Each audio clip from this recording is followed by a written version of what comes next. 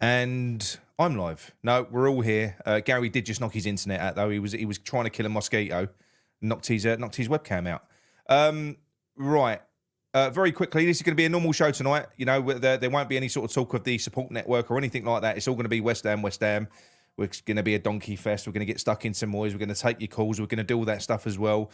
But the reason I'm doing this now is because all of you people are always so generous to us, and we love that with the super chats and everything else. But I'm going to play you a little video just now, and I'm going to point you towards a Just Giving page rather than giving us super chats tonight. You know, point your money in a far better direction. This is basically a member of the family, young Alfie, who sadly passed away a couple of weeks ago. And it's a relative. It's Sam from the chat. You'll all know him as Sam. Sam from Baz Vegas. Yeah, it's a really sad story. I'm not going to go into it too much. I'm going to play you the video. Then we're going to try and recover and get right into the show. You'll find the link to the Just Giving thing in the description of the video. All right, I'm going to play it now for you.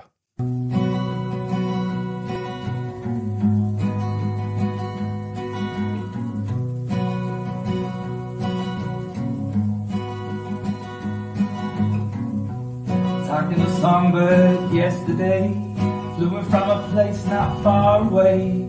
He's a little pilot in my mind, singing tons of love to pass the time.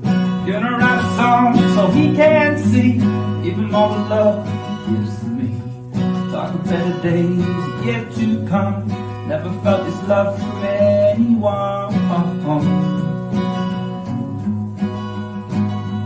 Not anyone.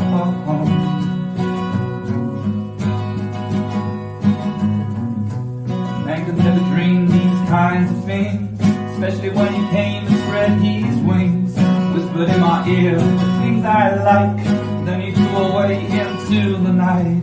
Gonna write a song so he can see, even all the love he gives to me. Talk of better days yet to come, never felt this love from anyone.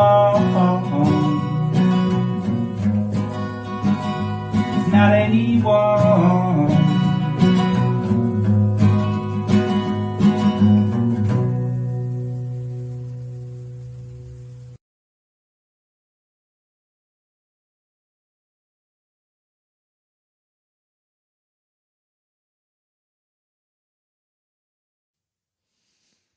Ooh, right. As I said, please, anything you can donate, just head over. The link will be in the description. We'll try and pin it in the chat as well. And yeah, we're going to get on with the show. We're going to recover. Right. Let's try and here we go.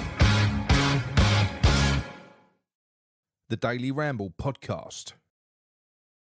Hello, Hammers fans. David Moyes here, and you're watching Claret and Booze. Don't forget to like and subscribe. Those fucking cunts keep putting donkeys on my head.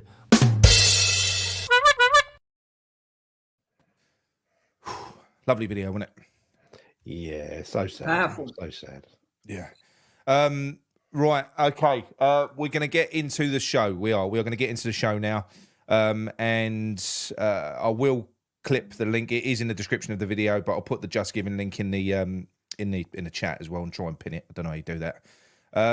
But look, as we know, we all witnessed David Moyes throw away a 3-1 lead yesterday in the same way that he has been for an awful long time. There's an awful lot of love coming in. Thank you all so much in the chat. I fucking love this community. It's different class. It is Different class. It really is. It is. Beautiful community. Really is. And Sam is part of the community. Sam joined the bloody support group. He came in to help other people, and then that happened. Horrible. Okay. Got let out of Bell. Yeah. Cool. So we're going to talk about the game. Micky, you haven't spoken about this yet. Have you watched the highlights yet? Because I know you was out posting your willy through people's letterboxes yesterday, weren't you? I do love. It weren't even through the work. I just post willies on the day-to-day business. You know what? I thought I wasn't going to see any of the game, but I literally got in, turned the TV on, and Bowen just took that shot and scored. So I watched the whole of the second half. You did? Yeah, I watched the whole of the second half. Yeah. And I thought, for the first 10 minutes of that, I thought, oh, this is entertaining. It's really entertaining. Then I got a bit worried about our defence because I thought we looked like we was all over the place.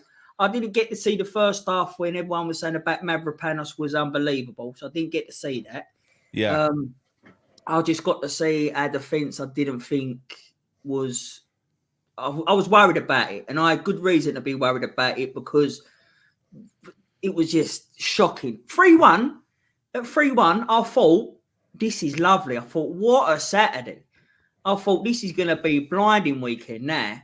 And then... Did you see it, how David Moyes saw it after the game? Because he tried to justify his... We're going to talk about that. He tried to justify his substitution of Antonio. Yeah, but by saying we was losing... It wasn't anything to do with my substitution. They was going back into the game. There was missing chances. We had to try and do something.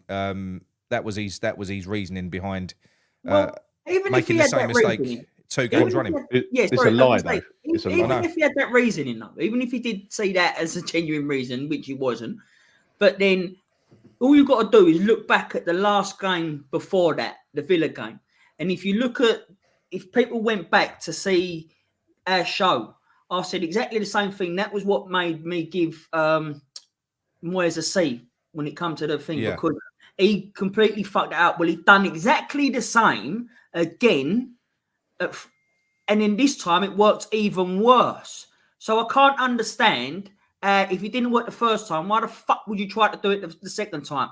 Listen, bring Antonio off by all means if he's blowing out his arse. But swap him for a fucking striker like Danny Ings, who the last time he played nearly won us the fucking game. Yeah, he was smashing it, and Moyes' fault. Now you played too well there. Let's knock your fucking confidence down. Here. I'm fuming. The more I think about it and talk about it, I'm going to read this comment out. I posted it already. I posted it on Twitter, but this is from a Villa fan who basically got the comment of that we've got something stupid like 100 likes, which never happens on the on a comment to the video. And he's just come out and said, this is obviously a bloke who's watched the Villa game and he's watched this game as well. He's come out and said, I'm a Villa fan. This was an absolute carbon copy of that game. We was on the absolute ropes, and for some reason, you started sitting back, and then I knew we had the players to get back into the game. 1-3 up against Newcastle, who was more on the ropes than us, and you start sitting back. And I turned to my mate in the pub and at 2-3, and I said, Newcastle are winning this. Yeah. Moyes is an absolute whopper. Get him gone from your great club. You deserve better. And that's from I can't see it. There were Red River Boats 9920. There were a couple of great comment, mate. Great couple of similar comments from Newcastle fans in there yesterday, yeah, who basically said that we gave them the game, we gave it to them. Yeah, I know. Yeah. I mean, what he said after the game was we fell apart more than they did. I mean, that's analysis for you, isn't it? And they scored one more goal than us. I think was a corker. The thing he said about, he actually said we were 3-2 up when he made the substitution. We weren't. We were 3-1 up, and we'd just been Olaying the team as they made a 20-pass move, and Newcastle couldn't get anywhere near us. No, he consciously decided that's it. They're dead. We're just going to sit back and defend the rest of the game. This is on him. And people 3-1 up. People who complain about the VAR decision, don't forget one thing, right? One thing, that VAR decision only brought Newcastle back to 3-2. Yeah. No, I know it did. Look, there were some odd decisions in that. But, I mean, I suppose you could say there was an odd decision at the other end for our goal with Kudus. Yeah. With a quick free kick with a player laying on the floor. The referee was shit, I thought. He was crap. He was rubbish, but we did fall apart. We was inviting the team on. Now, look, I know some people, and I've seen some pundits say it as well. I've seen some of our fans say the same thing. I can understand sitting back or resting Antonio and just trying because you've got a 3-1 lead. Now, look, you can say that. You can say that when you're a team that play on the front foot and you're playing blistering attacking football, you get a 3-1 lead and then you go, do you know what? We're going to go counter-attack. Yeah. That's different. But we play the whole game as a counter-attack. That's our game. We play the game how other people shut up shop. What he does is, when he shuts up shop, he takes his attacking threat away. Because what you should do when you do that, that's how you kind of catch teams on the break. You go, right, now, so we've done our bit now. We're 3-1 up. What we're going to do, we're going to sit back. We're going to be patient. And then we're going to retain our attacking threat. And we're going to try and hit them on the fucking counter with direct passing. That's fine. I understand it. But David Moyes removed that, and when you remove it, you're just inviting the opposition on. It was going to come, whether it was that penalty, whatever it was. They was going to score. They was going to win. You could see it. Everyone said it in the chat yesterday, didn't they? The minute he took Antonio off, everyone in the chat said the same thing. We're going to lose. Yeah, We're going to lose it. Honestly, and one thing he said twice in the post-match interview. I was going to make a video on this today, but you said you were making a ramble. So I was doing. I've done some stuff for James instead. Right. Well, perhaps I'll do it tomorrow if I can be asked. Even though the moment's past now, but it was around another midfielder. The term "another midfielder," right? Yeah. That is what he used in his masterclass video. If you saw my review of it, he just sees them as bodies. You know, when he used the expression "false wingers," that's another word for no wingers, right? Yeah. That means just bodies, and in his concept. So it makes me laugh when people analyze our games like scientifically, because he doesn't see the game that way scientifically. No. He literally, the way they analyze it, like it's the minutest detail, as if that is the way he's thinking about it. He isn't, honestly. To him, it's about getting another warm body into the middle of the pitch to congest it a little bit and make us harder to beat. Yeah, that's sadly, that warm body was Kevin Phillips. There's no science to it with David Moyes. It's pack the fucking bottom end of the pitch with as many people as you can, make it hard to play through. That's it. Yeah. That's all the science there is to it. You said the video that you two done yesterday, like the straight away, you both said it perfectly when about it was a really good video, by the way, you two. Cheers. But you said it perfectly when you said about they was there for the taking. They had a lot of injuries. They was losing people left, right, and centre throughout the game. The fans weren't on it because they couldn't see. They just saw like 3-1, and they just wasn't on it. They was there for the taking. We could have carved them open more than 3-1, but we didn't. We allowed their players were dropping like flies. That's what I'm saying to you. Yeah, they had injuries anyway, and they would keep on going. They was losing players through injury. They was losing their subs through fucking injuries. Do you know what I mean? So they was there. The crowd was definitely quiet. But then the minute we start again, the problem is.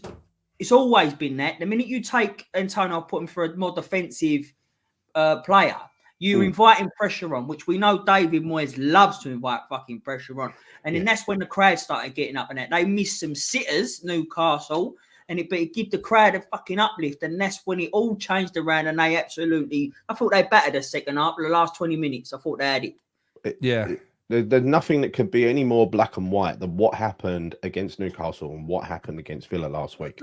It's undeniable. You cannot deny it. Gary, this from Garino there, that is literally it. It's waving the white flag. I have a cunning flag on Tuesday. Bring on Phillips after 20 minutes, but in a white shirt, because you're waving the white fucking flag. Yeah. When you do that, you are. Yeah. We'll get on to Phillips after, but fucking hell, just that.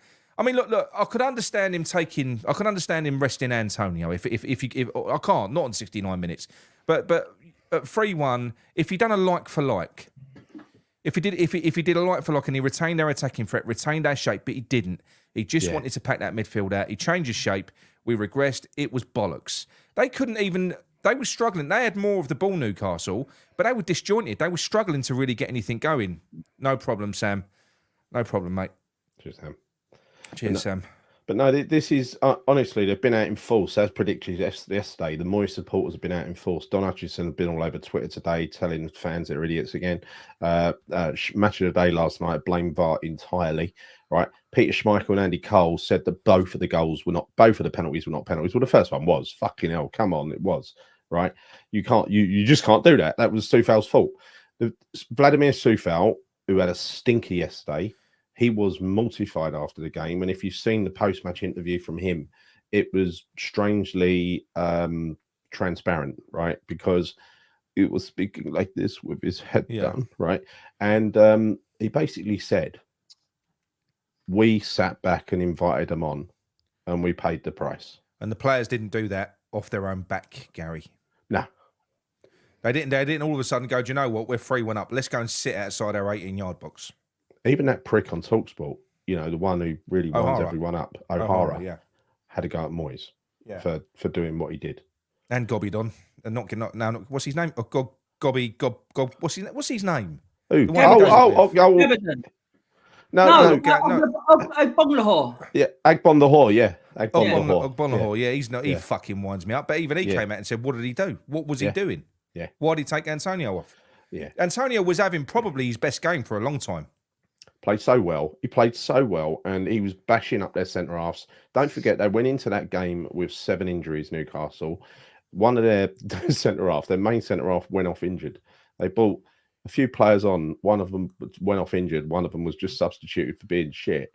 They were literally down to their bare bones, and everybody was pulling up with injuries. I mean, even Gordon, the guy that Claire Balding, he was holding his hamstring just before Antonio was brought on. We needed Antonio, even though he was tiring, to carry on bashing up the centre halves because he was a focal point. He was the outlet. He's the outball for our midfield and defence, right? Always the outball. He is, absolutely. But I mean, going back to those VAR decisions, we're jumping about all over the place because we're going to get into the player ratings in a minute and talk about it in a bit more depth. But the Calvin Phillips thing, right? Now, first of all, I said a name. Well done, Micky. Well done. Well done. Well done, Micky. He said a name. He said a name. Yes, I don't know why the thing people with this are penalty, a lot of people are saying that it weren't a penalty. Now, for me, the Phillips one was a penalty. And the reason it was a penalty was because did Gordon see an opportunity to buy a penalty? Yeah, he did. He bought it, yeah. But the only reason he had an opportunity to do that, he was 2 yards behind Phillips, was because Phillips divered. He took his time, he took a touch, and then he took about half hour to swing his fucking leg. Gave him the opportunity to jump in front of him. For me, that is a penalty by virtue of the fact that he was a fucking. It was, Gary, for me. I ain't agreeing that that's a penalty, right? That no way was a penalty. But look, for me, it was because it was terrible, poor. Shit defending. That is tantamount to a sloppy pass, giving it to someone in the box. What he did there, it was. And this one annoyed me. He took too long to think. Yeah. This is what annoyed me about Phillips, and we've seen this before in the middle of the park near enough every game. Yeah, he's meant to be a defensive midfielder. His positional awareness of other players is fucking shocking. How many times has he doodled on the ball and he's got a player come rushing in and got it off him? Mate, so many times, and that's one example. The winning goal. I've watched it back. The way he sold himself to Barnes, the way he just sort of jumped into him, he made it so easy for Barnes to skip past him. Barnes only had to open his body up, take a touch, go around him, and it was a great finish. But he just fucking, and once he'd gone past him, Phillips just stops. Yeah, listen, it wasn't a penalty, but I'll tell you what Phillips did wrong. Look, for me, it was a penalty. It's definitely subjective. Everyone else, apart from you, thinks it wasn't. No, Sam says it's a penalty. No, I think it was as well. I think it's a penalty, Gal. He kicked his leg. Right, it's 2-1. I ain't backing down. Right. No. Do I think it should? Do I think it should be a penalty? No. Yeah. But is it a penalty? Yes. That's a penalty now. It's a penalty. What was the game where the other player scored a banger against us? What game is that? It wasn't that long ago. Someone helped me in the chat here. It was a game that the player scored an absolute banger. I think it was Fofana. Was his name Fofana? Oh, for Burnley. Burnley. Yeah. The reason why I bring that up, because the same thing happened. Yeah. Banging goals, but the same thing happened with the midfield. Parted ways. Don't go into him and let him have that shot. You know, if you can't let him have that shot, they don't score goals like that. But they've done it, and they've not learned from that. That should have been something done in the training ground. Right, don't let this happen again, lads. No, fuck that. Let's let him have it again. Go on. Listen to me. The first one. Listen, it came off of. Go on, you take comments, Micky. Yeah, go on, mate. The first one with Soufal. Now, Dinos took the last touch, which is why it wasn't given offside. But that aside, Soufal, he was in front of him, right? So that is inexcusable from Soufal. That's a bad challenge 2 minutes into a game. For Phillips, he was guilty of fucking hovering on the ball, right, in his own penalty box, which perhaps he could do for City. I don't know, right? But hovering on the ball, he gave him the chance to buy the penalty. 1 second. He gave him the chance to buy the penalty, right? That's it. Well, Jonathan says here, I would love to blame Phillips, but he looks up and goes, who can I pass to? He has to fucking hoof in that situation, Jonathan. He's got to get rid of it. It was a goal-mouth scramble. He had to just put his foot through it and fucking get rid of it. Put it into touch. Yeah. Sorry, Mick. Get it out. Yeah, that's it. That's your motto, isn't it, Mick? If in doubt, get it out. What do we No, think? keep it in. I'll say. Yeah. No matter what. But look, Phillips was guilty of giving him a chance to win that penalty, right? Because he did win it. It wasn't a fucking penalty, right? He saw what he was doing. He put his foot in the way, went down holding his leg. The guy's a cheat. We know he's a cheat. But every single fucking striker does that. It's what Paqueta did against Tottenham. It's what Paqueta did against Tottenham. Yeah, I know. Listen, it's a straightforward thing. He bought it. Of course he did. And he probably get a pat on the head for doing it. Well done. Well done for buying a penalty. Did we pat Paqueta on the head? Do we love the photo of him smiling at the Spurs fans? Oh, I loved it. Well, there you go. You can't be hypocritical. It's part Spurs of the game. Away. But it's part of the game. It's what no, they do. There are exceptions. There are different standards for Spurs away. These are the rules now. No. And look, do you know what? If it hadn't have been the fact that if he hadn't have divered and it was a really quick passage of play, I'd have gone, yeah, fine. But he only had the opportunity to do that because Phillips was so slow. And then I'll tell you what he weren't slow to do, though. Give the middle finger to the fans outside the stadium.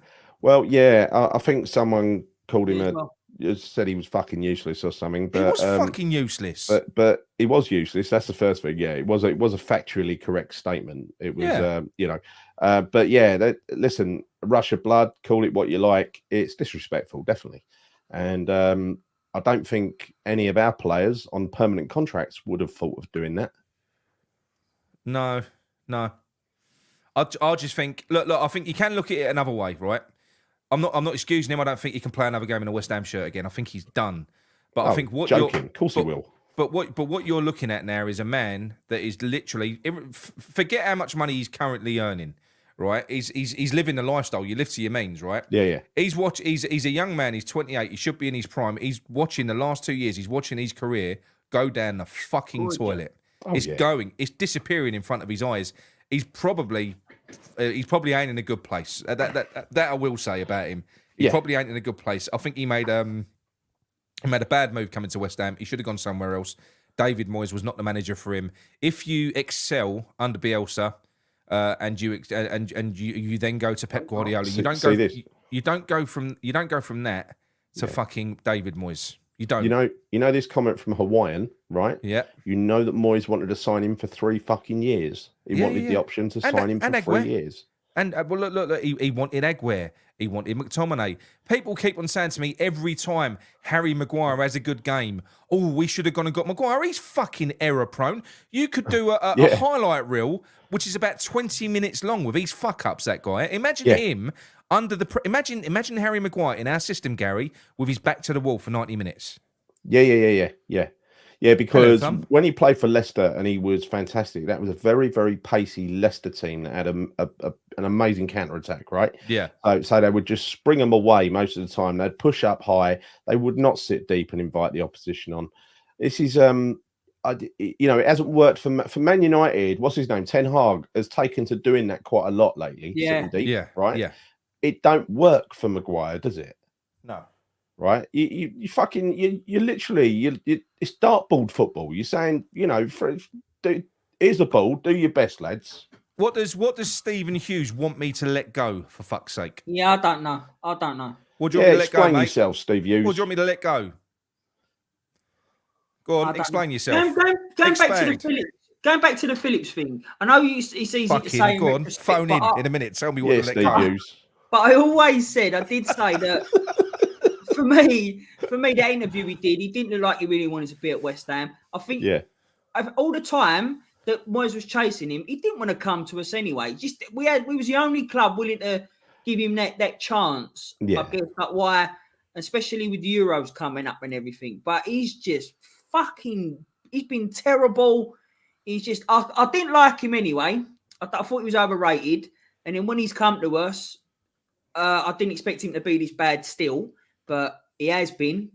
And I just don't want to see him again in a West Ham shirt. I don't think we've got many options, especially from Moyes' point of view. Yeah. So he will be played again at some point. But if he didn't put another performance in for West Ham ever again, I'd be more than happy with that.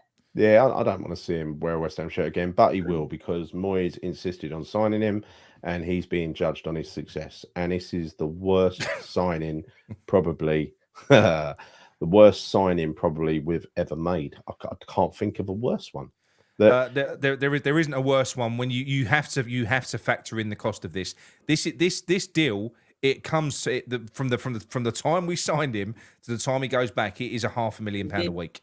That's how much it costs. Yes, that is fucking obscene. That's 6 million, I think it was in total. That's not on. That could have been. And you know what the really fucked up thing is, right? We've got this half-assed fucking Yorkshire pudding eating bastard who comes on and doesn't seem to really give a fuck, sticking his finger up at us. It ain't our really fault you're care. shit, mate. It's not our fault you're making fuck-ups. But you know what's really annoying is David Moyes done that. He's brought his man in, but he had a guy that would have run through brick fucking walls, 28 years old, ex-Spanish international before Moyes got his hands on him. And if he'd have just given him a bit of love and played him in his... I would have much rather have had fucking Pablo Fornals here than Calvin Phillips. I'd have much rather have had Flynn Downs here. Flynn Downs would have been a better CDM than... now you say that, about Flynn Downs. People in the chat, some of them, because they say every week, they're saying he's not Premier League ready. Right, but you telling me... Backup. But you telling me Flynn Downs would have done a worse job than Phillips has in them things? Of course he fucking would have. No one would have. Played his heart out. He's a West Ham supporter. He would have played his heart out. He would have. No, I was sorry. I was at it was a bank. It was a Easter, wasn't it? So we were around the family. Is that to get tarted up? Is that to get tarted up? Oh, you should smell me. I smell fucking handsome. You smell good, dear. What are you wearing? Bit of Jean-Paul Gaultier. Why am I not surprised? To pronounce it. Jean-Paul Gaultier. Excelia, I'll say. It's a gold bottle. Oh, beautiful. Jean-Paul Gaultier. But yeah, look, it was a clusterfuck. It was ridiculous. He's done it in...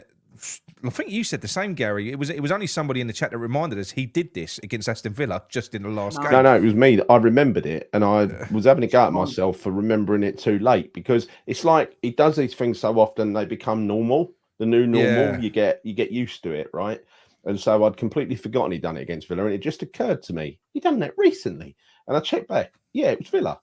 So imagine we're 2-1 up against Spurs. We're 2-1 up against Spurs, right? We're on top of them, and then up comes the ball. Mickey's walking off, and you see Calvin Phillips come on.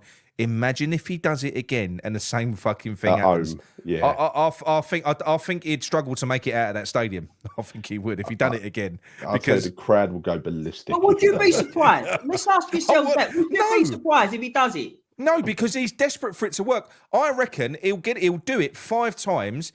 If it's wrong 4 times and he gets it right once, he'll go, see, told you it works. Yeah, that's what he does. That is his style of management. That's what he does. You know? Yeah. Keep trying it. Even, was it, let's say, about a 40 clock? It's right twice a day. Yeah, that's right. He's not. He's fucking useless. I'm going to say you fucking ain't. I don't know what clock he's looking at, but... Right, okay. 1 second. What do you mean? What, do I look like Dr. Who? Hey? Yeah. Oh, Mickey's mic. Sorry, I thought you meant Mickey looks like he deserved to be in it. Yeah. I would have done that to death, Matthew Clark. Right, okay. Let's get into the player ratings. Go on then. Right. All right, come on in. Get them done, and we'll start taking some phone calls. Do it. You can help me out tonight on the chat. Need someone to tell me what. Need someone to tell me what I've got to let go. Let it go. Let it go. Ah. That spider. Let go of that spider. Fucking hell, you imagine if that happens again. Fucking hell. That was terrifying. I could have died, to be fair. You could have. Oh, fuck off. I could have. That was a baby spider. That was mate. I heard it before I saw it. It had boots on. It had Dr. Martin boots on. It was walking across my ceiling like Conor McGregor. It had a swagger to it. It did. It had big bollocks. Right. Okay. What happened to Areola, by the way, before we get started? Well, that is I don't know, but that's bad, because think of all the fucking saves he's made, the game-changing saves he's made recently. I know. He's kept us in so many games, and you saw what happens when Fabianski's playing. I mean, they were uncompeted, those last 2 goals, weren't they? There was no, through his legs, lovely. I'm sure Areola would have saved that one. Yeah, well, I think so. He's yeah. I mean, we can't have a go at Fabianski, but Areola's going to be a miss. He's been outstanding this season. He has been. Right. I was sorry, Steve Hughes. He's on my side. Well done, Steve. I've always liked Steve. That's all right, Steve. No, that's fine, mate. That's fine. That's fine. No, that's all right. Yeah. Steve, let it go. It was Lovely only a work, Steve. penalty. Lovely Yeah, work. let it go, Steve. Let it go, Steve. Right, so I'm going to go with Gary with Areola because Micky missed the first half. Yeah. Yeah, look, I thought he was. Well, look, Newcastle for the time he was on. Let's be honest, Newcastle didn't really do that much. There was the penalty, which he couldn't do much about. Great penalty from Isaac. Yeah, I'll give him a sort of average game, 6. Yeah, 6. That's fine. He didn't really do too much, but he didn't do anything wrong, did he? No. Sort of average game. That's 6. Average is 6, isn't it? Yeah, Right. we've got 6s and It's not 7s. negative. It's not negative. Right, I'm gonna take Soufal. This is one of the worst games that I've seen from Soufal in a long time. It was everything that terrifies me about Soufal at right back, playing against fast players. He was shit. He was getting battered from the first few minutes. Gave the penalty away. You could say it weren't a penalty. He was still fucking slow and sloppy.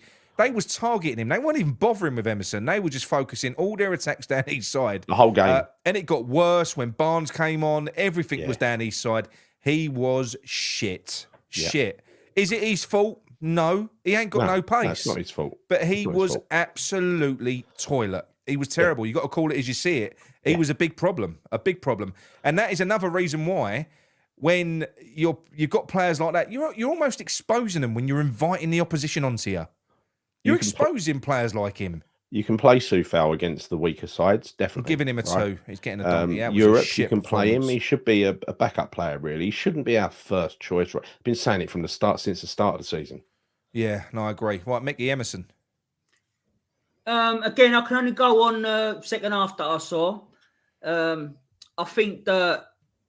didn't think he was good as well. I thought he looked all over the place, to be fair to you. Who was it who was on his side? Kudus to start with. No, sorry. Who was running at him? Who was running at him? Don't ask me. I can't even remember now. I didn't think he was terrible. I've got to be honest. He weren't Well, great. in the second half, I thought that they all was, and I can only go on the second half. But I'm seeing 6s and 7s for Emerson, so maybe had a better first half. Nothing came down his side in the first half. Put it like that. Right, okay. Well, then from what I saw in that half, I'll say a below average. I'll give him a 5. Yeah. For what I see of him, I didn't think he was that good in the second half. But again, people were saying 6s and 7s, so I'm going to try and even it out. So I'll go a 5 for Emerson for me. That is fine. Gary Zuma. Look, I mean, where was Zuma? What did Zuma do? Zuma's being carried by Dinos at the moment. 100%.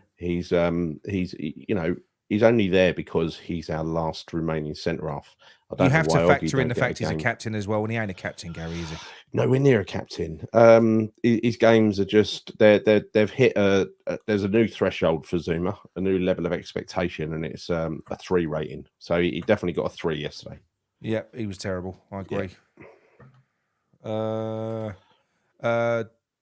take Dinos. I thought Dinos was magnificent and very close to a man of the match, if I'm honest, with some of the interceptions, and not just that amazing fucking hook that he took off of Isaac's head, where he showed ridiculous agility, and he took a risk there as well. You know, if he'd have caught the player, that's a penalty. He could have walked. It was a high foot.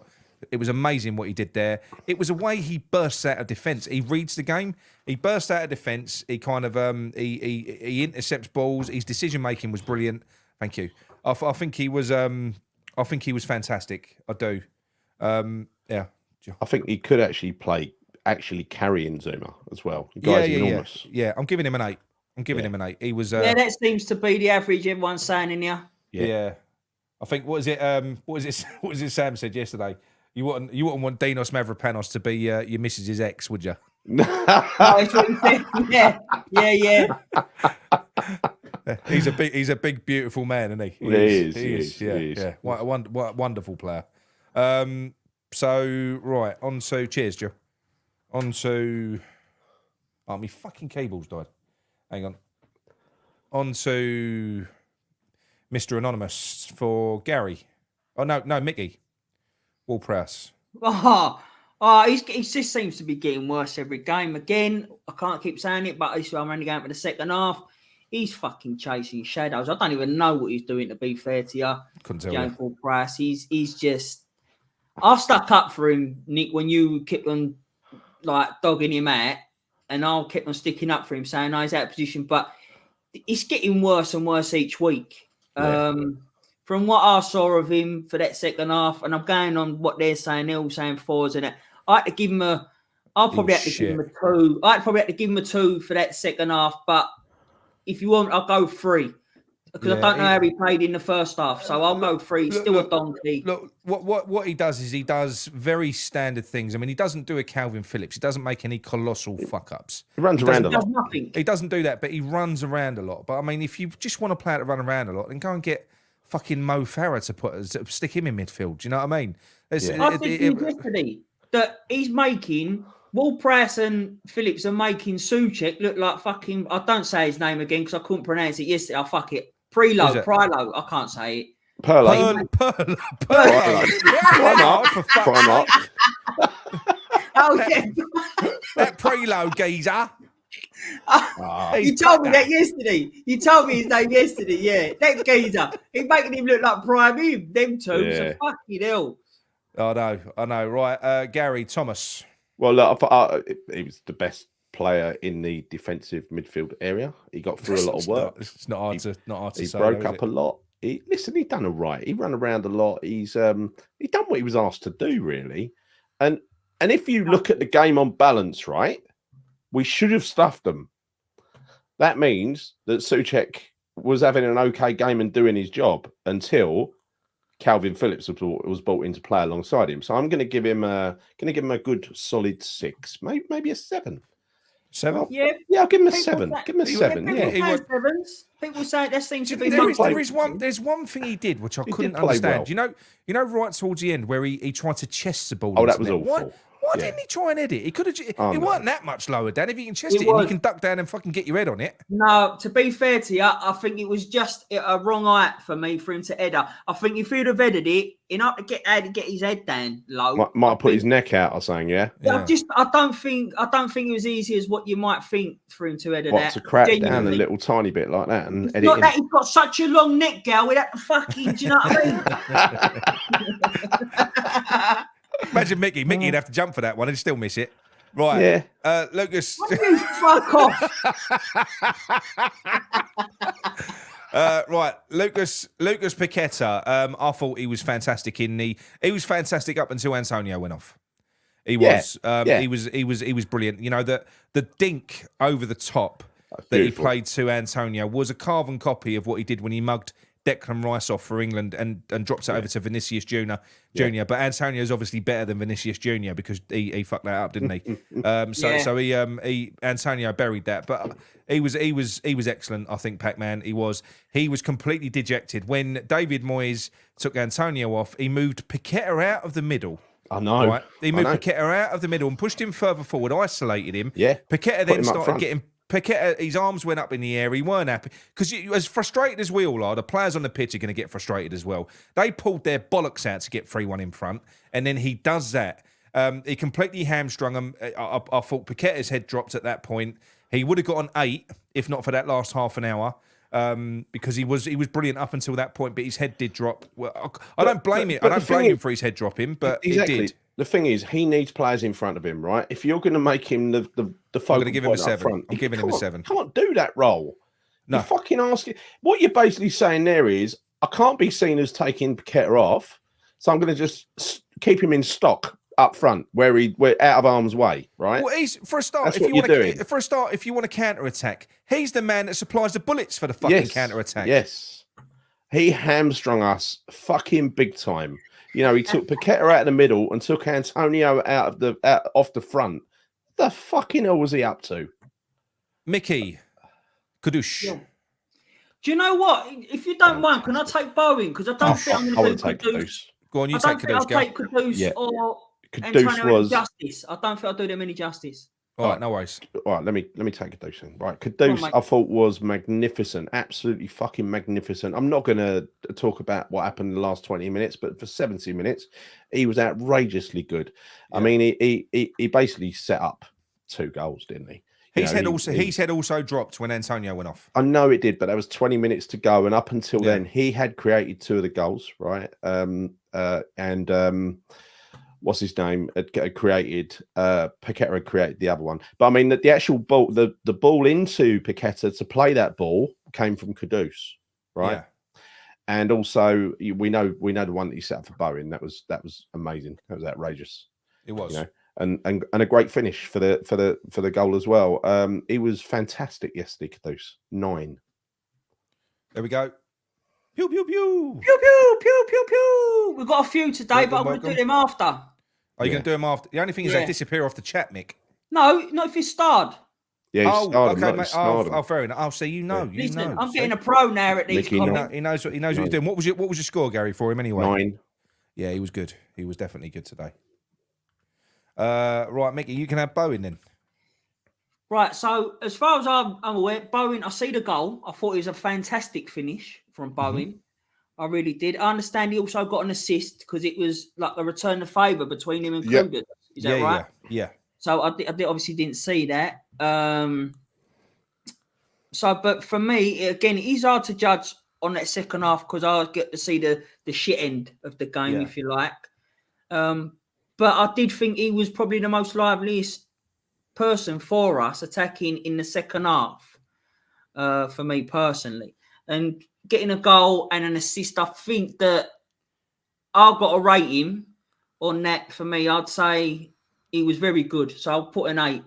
Yeah. What I say about Bowen is when other players do kind of lose it, he's so professional and so resolute. He never stops trying. No, he obviously he'll have the same thoughts as Paqueta and Kudus and all these other players, but he just seems to just keep on fucking grinding away, doesn't he? You know, he does. Even at Fulham, right? Even at Fulham, when we're getting spanked 5-0, he never stopped running for 90 minutes. No, and he chases balls down at like they look dead and buried, but he chased them to get to the byline and all this. And I did honestly think he was the most liveliest player that I saw in attacking in the second half, if you like. I mean, him and Kudus. But for me, I would say an 8. That's fine. Right, Mickey Antonio, for me, he was back to his best. And there was a lot more to his game than battering ram stuff as well. His link up play was good. Scored a great goal, but he created absolute fucking chaos. He did, as somebody else just said. He was fantastic. He was battering them all over the fucking place. And he was as good as anyone else. I'm going to give him a 9. So if Kudus was a 9, he was a 9.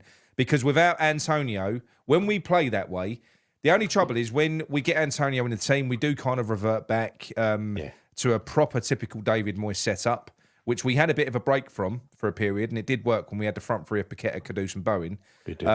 But when Antonio plays and he's in that form, he makes everything tick. He was outstanding. He was. I'm going to give him a 9 for me. Great finish as well. Great finish.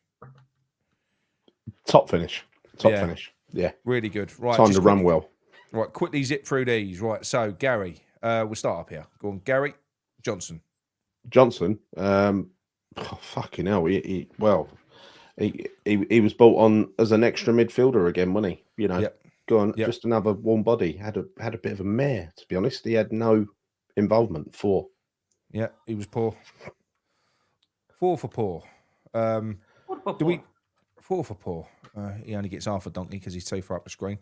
Yeah. So Mickey, Danny Ings gets brought on. Gets brought on when we're 4-3 down. Did he touch I the ball? felt sorry for him. I genuinely felt sorry for him because he should have been the sub that come on yet again, because he should have been the same as Villa. He should have been the sub that come off or come on. Sorry for Antonio. Everyone knows it. Everyone sees that. Especially Cornet was on the bench. Gary, but the only reason why I say it should have been Ings is because that when he come on that time and he rescued a point for us against was that Burnley? It was Burnley, wasn't it? It was Burnley, yeah. So he rescued a point for us there, and then he also hit one off the bar. I thought that he nearly won us the game. Now, don't get me wrong, I've slaughtered Ings in the past, but you got to play a player that he's on form. And then straight after that game, he should have been the next sub, if you get what I mean, in the next game. Maybe arguably start, but whatever. It was like Sheffield United when he played in the 10. He was fantastic, man in the match performance. Never saw him again. And then as you say, with that game there where he played well, scored the goals, Could have had a hat trick late on, and then nothing again. And then nothing. And that's fucking terrible man management from David Moyes. We might say a lot of stuff that some people he's a shitbag cunt. He is. I think it's very clear that he didn't sign Danny Ings. Not Ings. Moyes is a shit cunt. It's clear that Moyes didn't sign Danny Ings, right? It's clear that was probably a Sullivan. No, he did. But what happens is, if you remember how he persisted, he gave him 20 games where he didn't score, trying to get him to emulate Antonio. He persisted and he persisted and he persisted. Right, it's been proven that he wanted Danny Ings. He tried to sign him at Real Sociedad. He flew him out there. Right. The difference is, rightly so, we've marked Ings accordingly every game that he's played, and he's not had good games. No. But my argument is that when he does have a good game, even if it's a good 10, 15 minutes, you don't see him for the next week or the next week. That's fucking terrible man management from David Moyes. It's like saying you had a good game there, mate, but you're not going to be in this. That's so bad. I think Damien's right. For him. Damien's right. For him. I think what does he say? Cornet, Aguerd, and Mabama have been blacklisted. They're just not getting a minute of game time anymore. Yeah, it's just horrible. It's just horrible. So although I feel sorry for him, he didn't affect the game in any way. It wasn't on long enough for me. So I've got to give him. Oh, I feel sorry for him, but he done nothing. So I'll have to give him a 4. He's only on for 4 minutes though, so he can't have a donkey. We give him a 5. Yeah, okay, I agree, but I just can't. Yeah, all right, fair enough. Right. Calvin Phillips, look, contentious, whatever you want to say, he did give a penalty away, whether you think it was a penalty or not. It was down to him that we're even talking about it. If he'd have got rid of the ball, we would not be talking about this right now.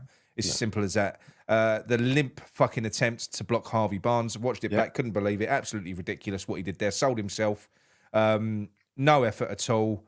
And then getting off the fucking coach and giving the finger to West Ham fans that are frustrated, rightly so, with their 6-hour fucking journey to come down and watch that get thrown away. Yeah. When unfortunately, as I know they're all human, and I know it's part and parcel. They get the adulation when it goes well. They've got to take the other side of it.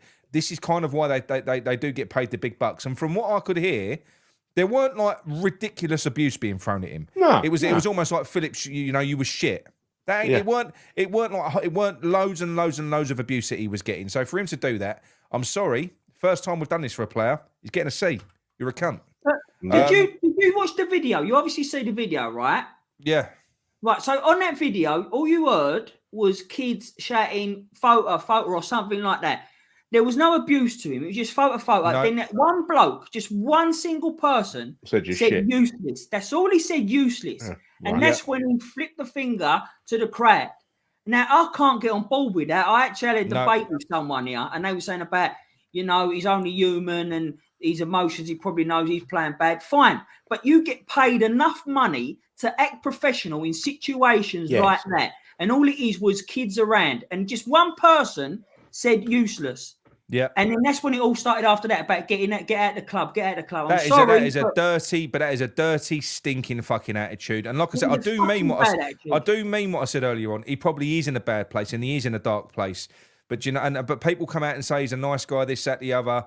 Look, I'm sorry. The only reason they earn this much money and they live these lifestyles that they live is because this is a supporter sport, and it's down to us. If there was no interest in football, Gary, then they would not be earning. He would not be earning 500 grand. He would not be earning that much money a week. If there was no interest, if nobody watched football, so it's a fans' game. Effectively, effectively, what he did there was, as far as I'm concerned, he cannot play another game after that. Not now. Yeah, but I guarantee he's on the bench on Tuesday. He can't play another game. That was fucking ridiculous. I guarantee he's on the bench He'll on get Tuesday booed. Because Moyes... He will get booed if he comes on. Moyes hates the fans. He hates the fucking fans, right? Don't give a toss about the fans. By the way, once again, we lost. Moyes didn't bother going anywhere near the West Ham fans who have travelled 6.5, 7 hours up to Newcastle. 100%. Yeah. No, I agree. For an early kickoff, don't forget. Yeah, I agree. Right, Gary, Fabianski, get that one done. 5. Underwhelming. He was, I wouldn't say he was poor. He weren't poor, was he? But he just, he was. I'd say he was a below average. I'd expect him to do better. I know that's the typical thing to play it through. It was literally the only place that he could place that ball was through the keeper's legs. You know. Okay. Right, Gary. I'm gonna let you go. I'm gonna let you go first on Moyes.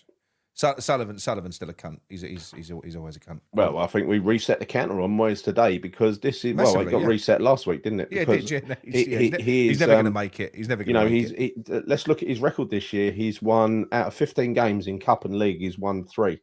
He's won 2 in the league out of 10. You know, he's beaten Everton, a poor Everton who are struggling against relegation. And at the time, this was Ivan Toney's first game back when we beat Brentford and we went for him. They're the 2 games that he's won in the league. 2, right? Oh no. We're nearly end of March, nearly into April. He's won 2 league games, right? Now I know people who love him make a fuss every time he wins, saying how great he is, but let's not forget all the points this cunt has lost as well, right? Because we've drawn against the likes of Sheffield United, Bournemouth. You know, we drew against quite a poor Brighton at the time, even though they're improving now. We drew against Burnley, right? We threw a game away against Villa last week, 2 points lost. We threw a game away yesterday, 3 points lost. 5 points in 2 weeks, plus all those others. We could have been fucking 4th or 5th now, right? So he gets a 0. That was the height of fucking cowardliness. He is. I'm going to keep saying it. I love that. Whoever put that phrase in the video that we did yesterday, he is a defensive pervert. That's what he is. He can't not go into his shell. And the thing is, right, it ain't that he ain't got no bollocks or anything like that, because he's actually a horrible bastard when you see him in interviews. He is a horrible bastard. He's very bastard. spiky. It ain't that he's a wimp or anything like that. He's not. He's just a fucking narcissist that just wants to just kill football. Well, the only journo he's like, the only journo he answers. What he's all about is killing football. I think he is. Yeah. He's like the poster boy for everything that is wrong in the modern game, where entertainment no longer matters. As all you got to do is get the 3 points, and it don't matter how you do it. The fans are irrelevant. He's like the poster boy for that. He's like the ultimate. You know, fuck the fans. The fans are irrelevant. Yeah. What's happened to his favourite journo? Because I didn't hear him yesterday or in the pre-game. Is he on holiday or something? Because the one that calls him boss. Hey, boss. If you win tomorrow, oh, that's amazing. You think you get 4 years in a row, boss, in Europe, boss. I love the fact they keep on getting females to interview him. Oh, it's fucking fantastic. It's brilliant. I think the papers are doing it on purpose, Nick. I think the papers are doing it on purpose. I think they've spotted it. They know he's rattled now. As soon as the pressure rises, he's going to snap. The thing is, look, they're journalists. They want stories. Yeah. David Moyes would be bread and butter. Yeah. I would be poking that bear. Would you not? Well, they keep asking difficult questions as well. Like after the game yesterday, the woman alluded to the fact that he took Antonio off, and he took exception to that. So I just don't really talk about it. It's fucking free too. You know, he's if things go wrong, like for instance, if we were to get dumped out of Europe and carry on losing in the league, the temperature is going to rise in those interviews. The spiky questions are going to come. He is going to blow. He's going to blow. He's going to because he doesn't think he should be questioned ever. Never, because he's the great David Moyes, the Moyes David Moyes. Right. Anyway, on to Micky. Micky, give us your thoughts on the donkey. Go on. He's a fat cunt. I don't like it. Go on. Again, you know what? It's an absolute copy and paste what I said in the Villa game. That sub alone should never have been allowed to have happened. He should never. I don't know what he was fucking thinking. I really don't. And it fucked it completely. Again, I'll give him a C last time out. I want to give him a capital C this time out. That's what he gets from me. A C, a big C. Oh, yeah, he gets a C from me as well. Do you want to? Definitely. Do you want an FC? So I'll see if I can fit an FC in there. Yeah, fat cunt. There you go. Look, there's an FC. Look, there you go. He's an FC. Yeah. So Gary, you're going to give him a C as well, yeah? I'll give him a C. Yeah. Sorry, I forgot the C existed, but yeah, definitely a C. Well, it does. It's only Moyes that introduced it, really. So we've got Moyes to thank for this, really. It's definitely not something that I would ever put on a player usually, but I think Phillips. I know we've had people in the chat saying we're overreacting, you know, but no, for me, it was his performance. A player can have a bad game and make and do what they want. But that coupled with what he did there after the game, I don't think that's fucking forgivable, really. You know, it ain't like it was a home game. That was an away game where fans have travelled, like I said, 6 hours to get there for a half 12 kickoff. That's what they've done. They've left on a bank holiday weekend at 6 in the morning or earlier, 5 in the morning to get there for that? Someone who went, I should call Chris, didn't I, to add him to Is he available tonight? He's available, yeah. You're gonna have to send me his number again. Oh, fucking hell. I'll text him across. Right, so I'll take Moyes. I won't dwell too much on him because you all know how I feel about him. I felt the same about him. You know, he's starting to surprise me. How fucking arrogant. I know how tactically inept he is. We know that. We've seen it all before. But I don't feel like what he's doing now, I don't feel like it's tactically inept. I feel like he's just being stubborn now. I feel like he just wants to... we're 3-1 up. And I feel like he just wants to make it look like David Moyes is going to win the game. So he tries to architect something in that part of the game, to engineer it, to close it out, to make it look as if it was a David Moyes masterclass. That's what he's trying to do. He's trying to put his grubby fingerprints all over it. And he's so fucking arrogant. I can't stand him. He is fucking useless. He is not for the modern game. He shouldn't be anywhere near the Premier League. Nowhere near the Premier League. His brand of football is a fucking spot on the face of the Premier League. It is. The reason the Premier League is the wealthiest league in the world is because it's the most exciting. It's because we've got the best managers. We've got the best fucking players. We play the best brand of football. It's exciting. All this fucker does. People like him, they ride on the coattails of the big clubs. They do. That's all they do. He's a spoiler. His style of football is shit. I hate it. He's a disgusting fucking man as well, because we're getting to know him. The more and more we see him in these post-match interviews, we're getting to know him as a person, and his personality is every bit as ugly as his fucking football. He is a cunt. Yeah. He's a C. Yeah. Can I just say, Sullivan has had an exceptional week, right? Yeah. He's turned into Billy Big Bollocks because we've won a trophy. He now thinks we're one of the big boys, right? We nearly got relegated last year. And he's just come out in an interview this week saying, "Oh yeah, you know, because he's now calling into doubt the money that the Premier League gives to the EFL."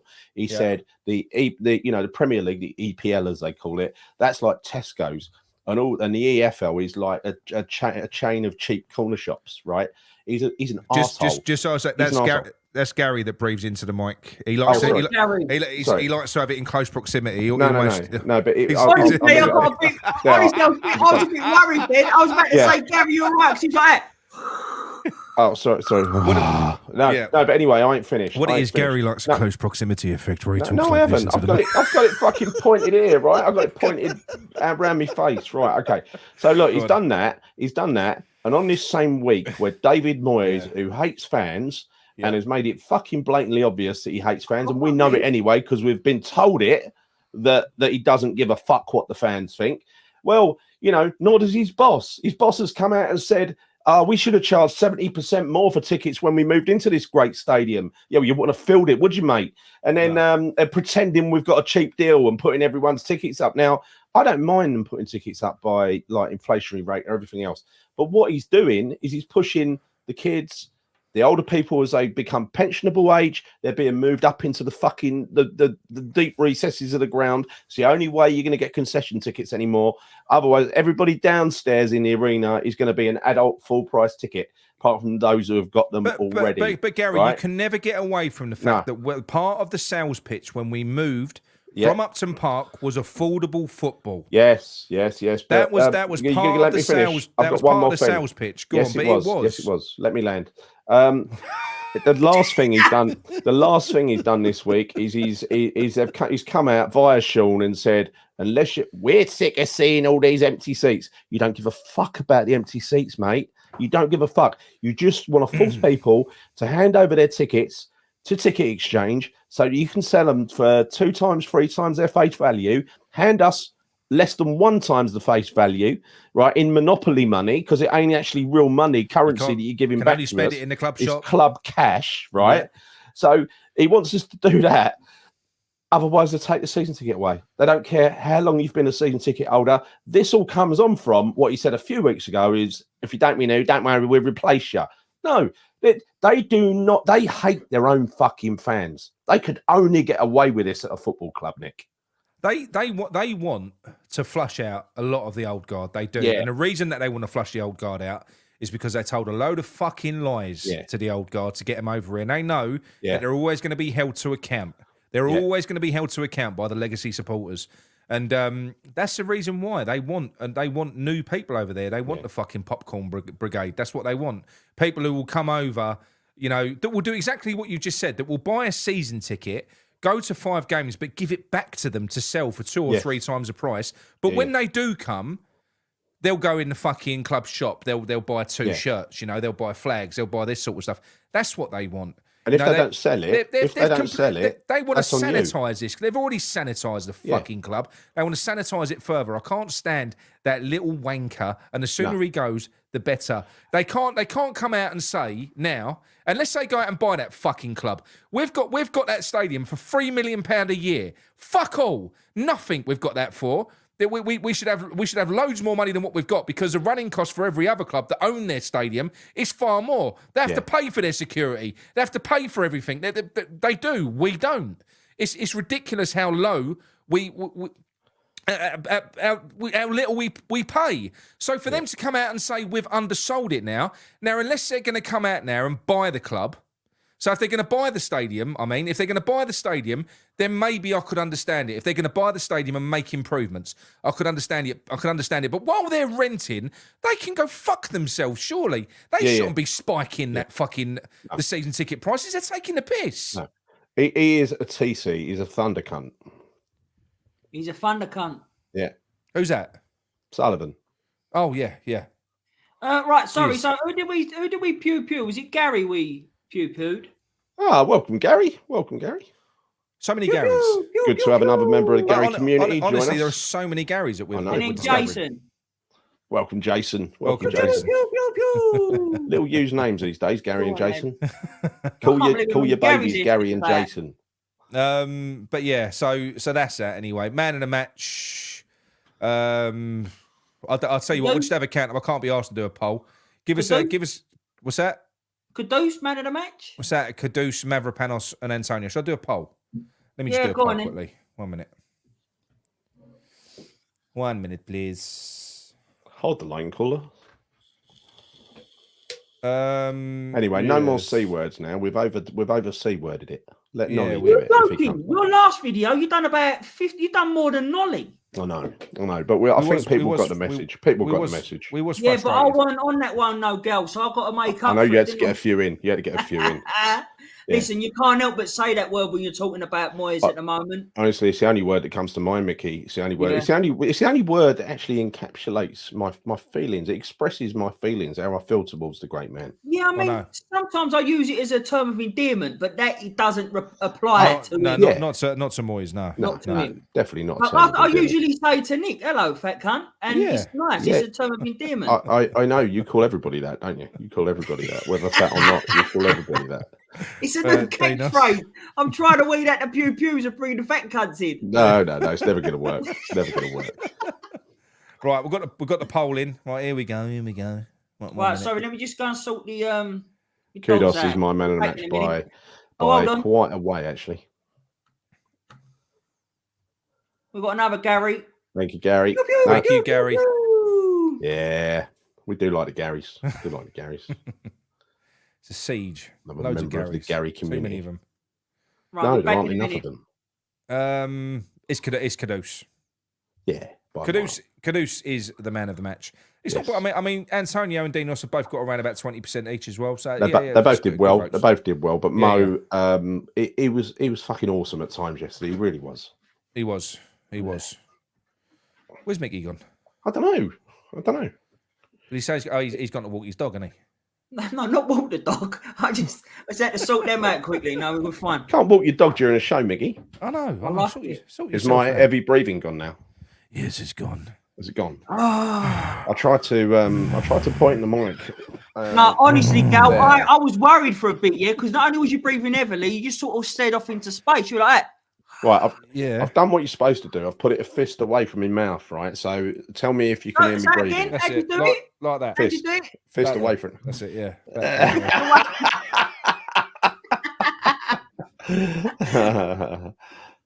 Hang on.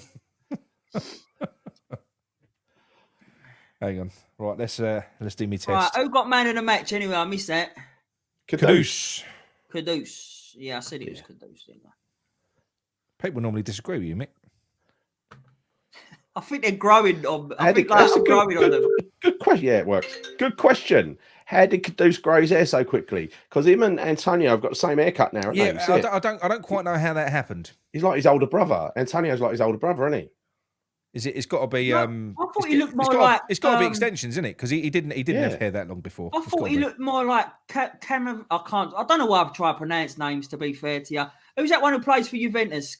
No, Real Madrid. Well, say his name. Camavinga. Say his name. Go on. Camavinga. Cowabunga. Cowabunga. Yeah.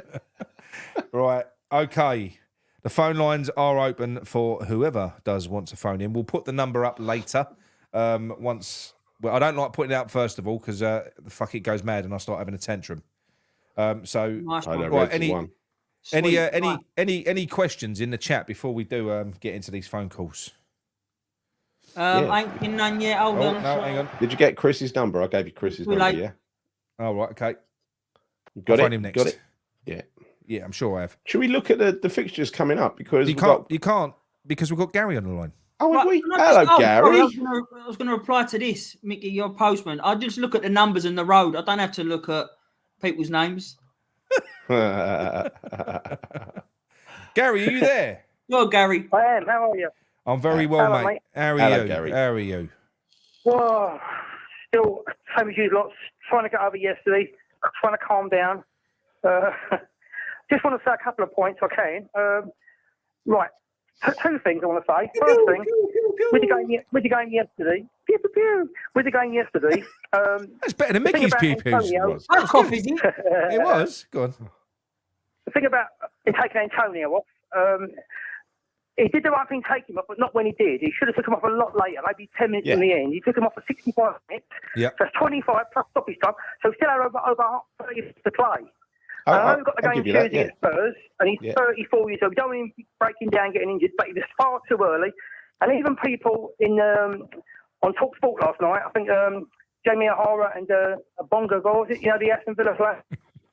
Yeah, they both said like they just couldn't believe it, and actually said, the pair of them, that West Ham attacking wise, the front four are absolutely brilliant. Yes. Yeah. It's the defence, you know, and so everyone's in agreement. I watched every channel yesterday just to get a bit of therapy because you know you get wound up, you want to sort of hear other people's opinions, and it's the frustrating thing is yesterday. If we'd have won that game, we'd have been 7 points clear in Keep that Newcastle. up. Chelsea, Man United have drawn. Wolves and Brighton have both lost. We would have been a point behind Man United. We'd have pulled well clear of chasing pack. But That game- also you got the Aston Villa one as well. So that's 5 points that we're fucked by doing the same thing. Yeah, but I mean, that's only, and again, he did the same thing, same pattern. I just don't get Moyes. You know, he does the same thing over and over and over and over again. Yeah. When's he going to realise we cannot defend? You know, and the other point I want to make, Nick. Sorry, just want to say this very quickly. Go on. We should be taking off like for like. So with Antonio, he's been in charge now for 4 years, right? Now, when he took Antonio off, like you said, Nick, he put Phillips on, and it just invited pressure. Antonio, when he's playing like he does, it makes the system work because the other three behind him all play off him. Yeah. And but you look at the three, he don't trust it. He doesn't rate Ings. He doesn't think Obama's up to it, and Cornet well. So really, in 4 years, he's had a chance and a scouting team to get an Antonio, someone similar. If we want to change it around or whatever, he can slot straight into that system.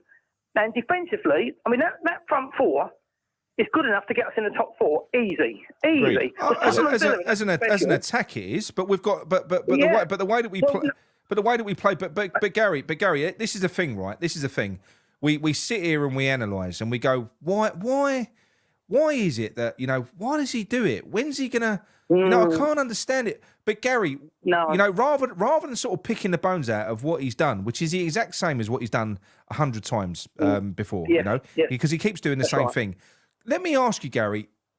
Tell me, why do you think he does it?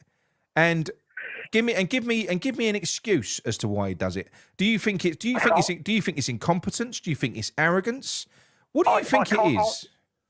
Nick, I'm a loss, mate. I just can't get it. I mean, you run a boys' team. Yeah. So at any level of football, you know, you play to your strengths. Yeah. And obviously, you know, defensively, I mean, you look at the defence yesterday. Safar was terrible. Anyone with pace, he's suspect. The centre backs. I mean, Mavropanos had a decent game, but you got Aguirre there, who's been after for 2 years. He's been frozen out. He hasn't been up to it this season. The best defender at the club is a Bonner, but he's obviously getting on a bit. Yeah. And I think on Tuesday night, we need to get a reaction now against Tottenham. But what I'm saying is we need to get a reaction. The team were fucking. I know we had problems. I know Soufal was getting roasted, but the team did well. They done amazingly to get 3-1 in front. The team did react. What are we asking of them here? We're asking them to win. Right. We're asking them to win, irrespective of the fucking curveballs that Moyes throws at them. That's what we're asking for here. We ain't asking for a reaction from the players, Gary. We're asking for a reaction from that thick fuck, Moyes. We're asking for a reaction from him. I mean, that was there's one word for that yesterday: unforgivable. That was unforgivable what we done. And the thing is also, I mean, we've got Spurs on Tuesday. You've got Son on the left, who's got pacey. You've got to leave Kofau out of that game. You've got to bring Johnson at right back for that one. And I think also maybe Zuma. I'm wondering whether you can pair up a Bonner or Aguirre with Mavropanos, because Spurs haven't got great aerial ability.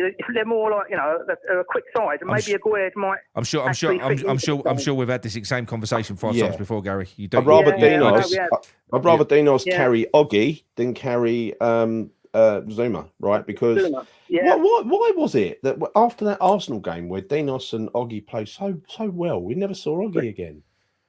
Well, it's a trend of Moyes, isn't it? It's a trend of Moyes.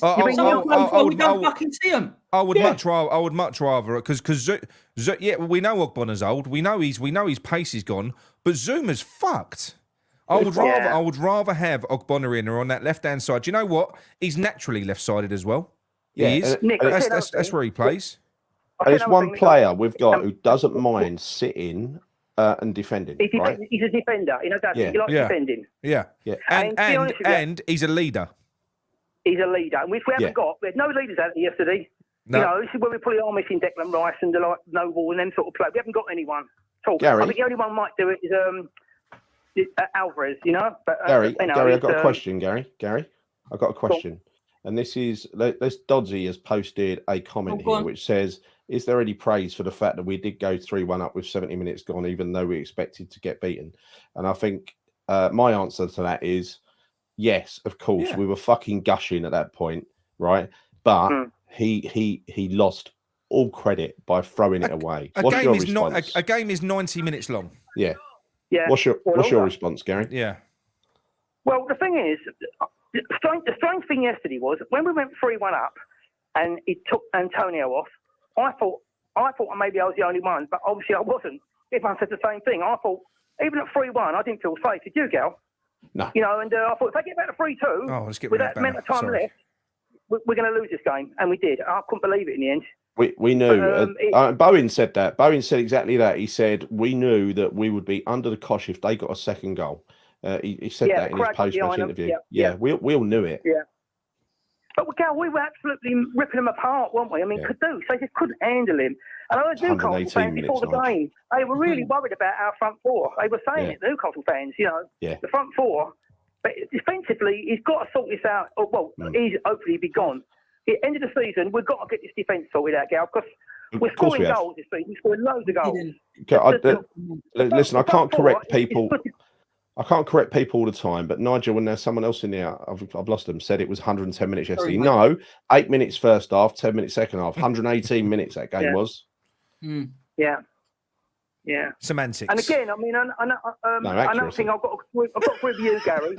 I've got to review, Gary, about the turning point was a penalty because that got them back in it at 3-2. Yeah. And again, I'm sorry, I will argue this all day. That was not a penalty. My mate from Tottenham, he watched it last night. He come and text me, he said it wasn't a penalty. The bloke is coming from behind him, Gal. So the bloke's going to kick the ball, and he's caught his foot. But Gary, I've watched. Gary, it's a stupid rule, right?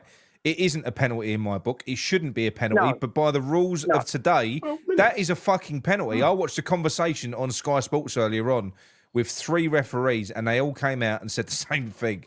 It's a penalty. Well, it's I don't know where the game's going then. But as I said, people do. But hang on, Gary. Were you not happy? I said to Gary, were you not happy and smug when Paqueta bought that penalty against Spurs? I was delighted.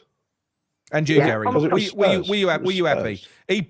He bought the penalty the same as what Gordon did. No difference. Oh, he did. Yeah, full credit to him. But what I'm trying to say, you can't be giving penalties for that. But it You was, can't. but he bought it. But it was a penalty because with VAR now it would not have been given. That's the rules. We might not agree with the rule because I don't agree with it. But it's a penalty. Where's the game going now, Nick? It's a penalty. That's been given. It's got No, I but- thought with penalties. but It's got Gal- the intent there. No, I'm sorry, mate. I'm sorry. But when he said about he bought the penalty, which he did, but Phillips sold it to him, mate. He wanted ages. He wanted took 5 minutes ages. on the ball himself. You can't afford to do that, mate. He took a touch. He took a touch. But he took. That's a different argument. But hang on, Gary. He's in the fuck. We're under pressure. He takes a touch. He looks up. He has a little look around. There's no one there, and then he goes to swing his leg. That is not good enough. Matter. All you Doesn't do in matter. that, no, Gary, he actually does He because was by the rule, guilty of dwelling on the ball. We've established that. It doesn't make it a penalty. There's no way that as someone's about to clear a ball, someone should put their foot in the way and jump up in the air and clutch their leg all over. These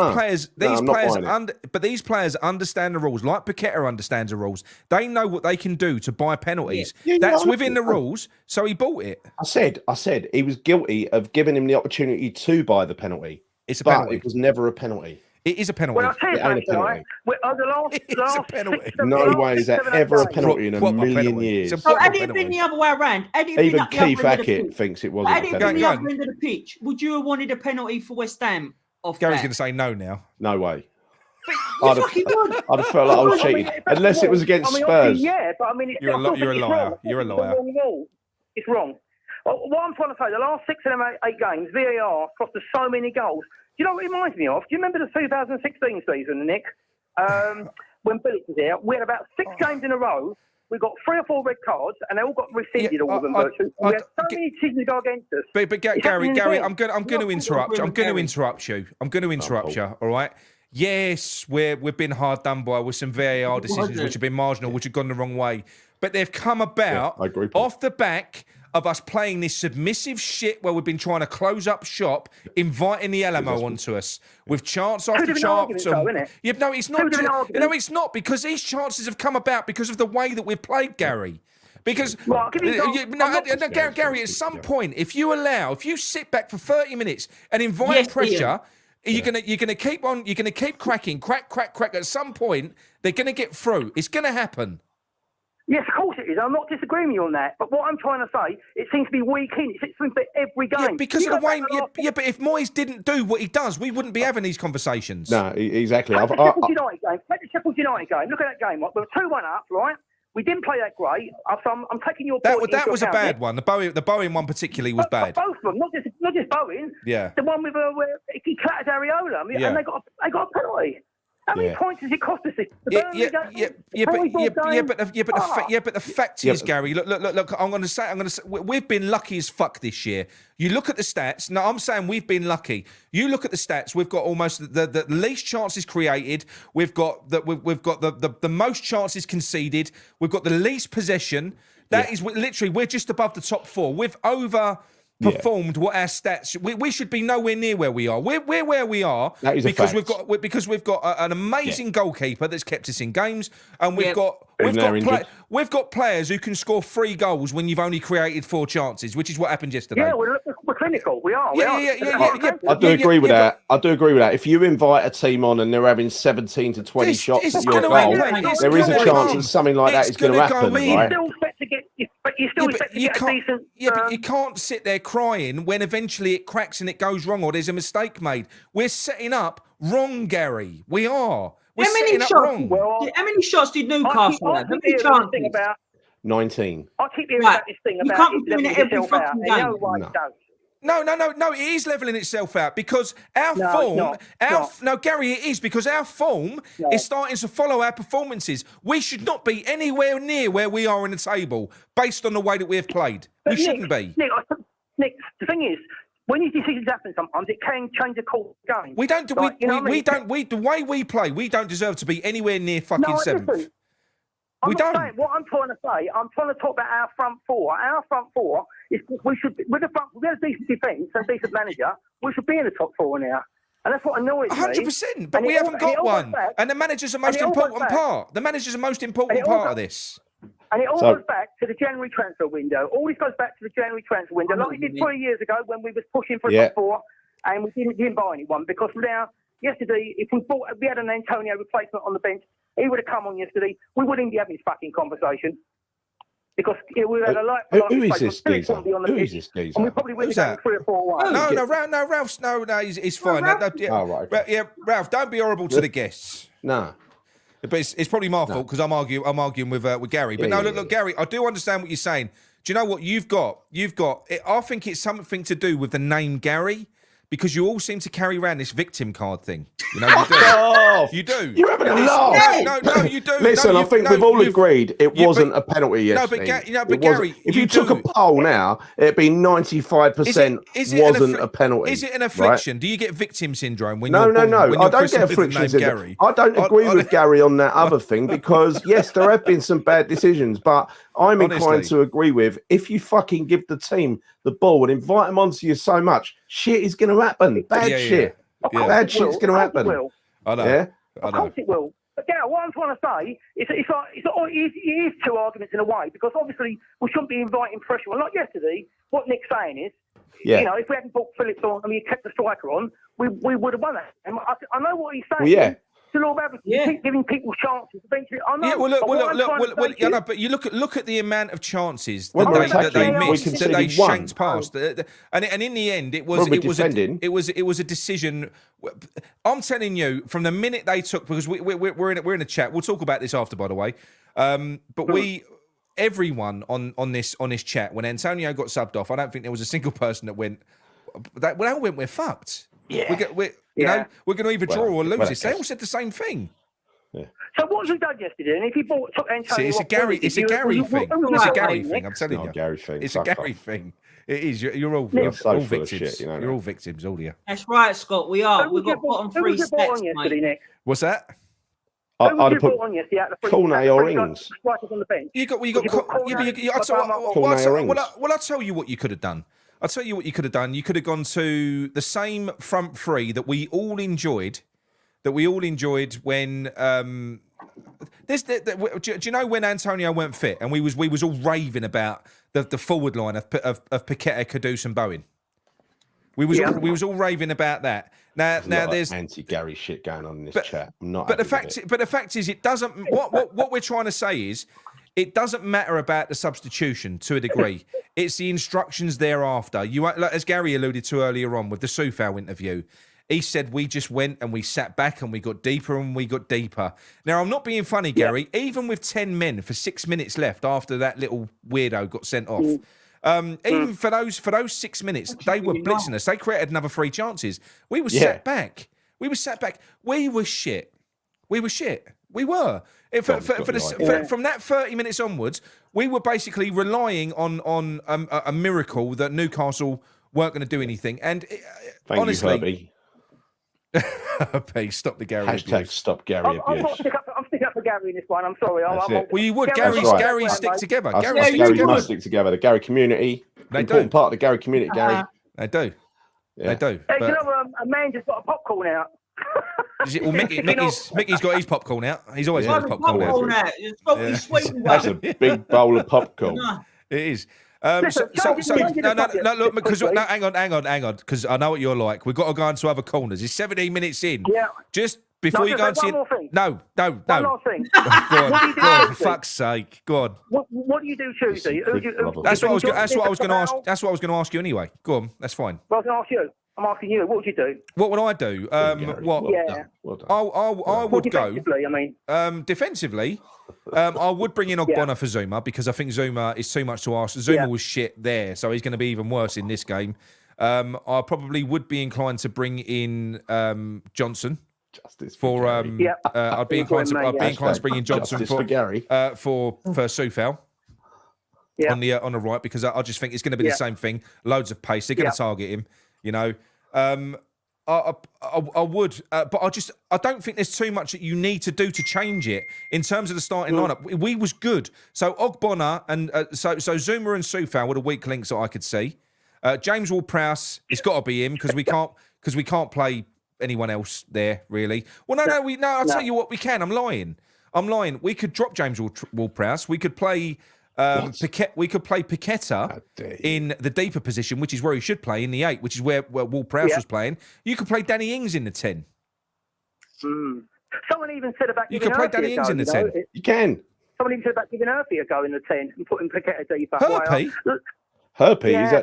he's got a twin brother, Herpy, known as Herpes. The other good thing, having these 2 games in 3 days, the Alvarez suspension, we've got it over with very quickly. You know, he's available now. Gary, you got 30 seconds, by the way. Gary, 30 seconds. No, that's it. I've got to say. Cheers, Gary. Come on, you irons. Get on your irons. He's slippery. Yeah. He's trying to break the record again. All right, lovely. Cheers, Gary. And come on, Gary. Team Gary. God. Team Gary. The Gary Brotherhood. There are far too many Garys, I think. No, it's just about enough. We could do some more. It's far too many Garys. Yeah. No way. All right, I'm phoning someone now, so don't phone in just yet. Hang on. Very popular name in the 70s. Until Glitter when I'm Gary! There we go.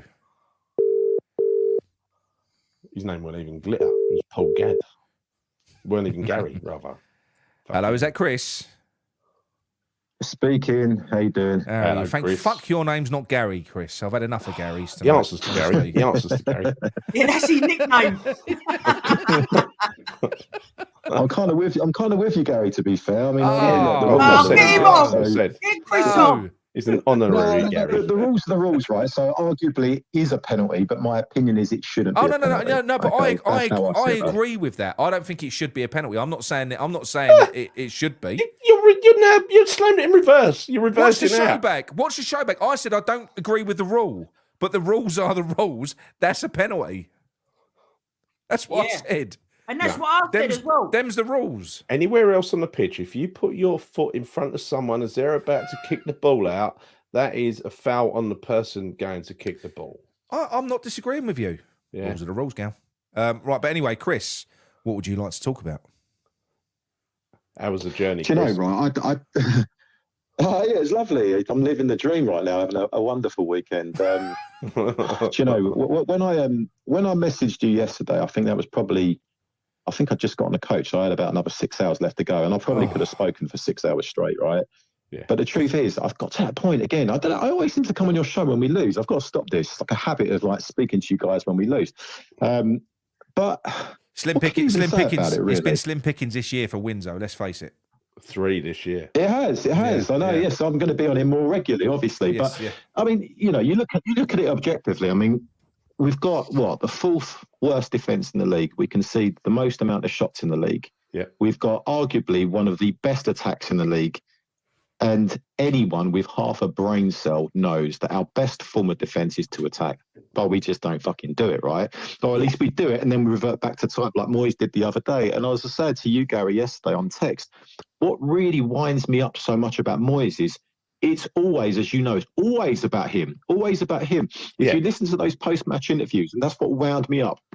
You know, he's talking about, we decided to do this. We decided to bring on Phillips. No, we didn't decide to do fuck all, mate. That was you. That's all on you, right? Yeah. But yet whenever something goes right at West Ham, it's like, I won the European trophy. I won here. I won there. It just winds me up. His language he uses is just pissing me right off. I'm sick to the teeth of it. He got that completely wrong. He ballsed it up completely.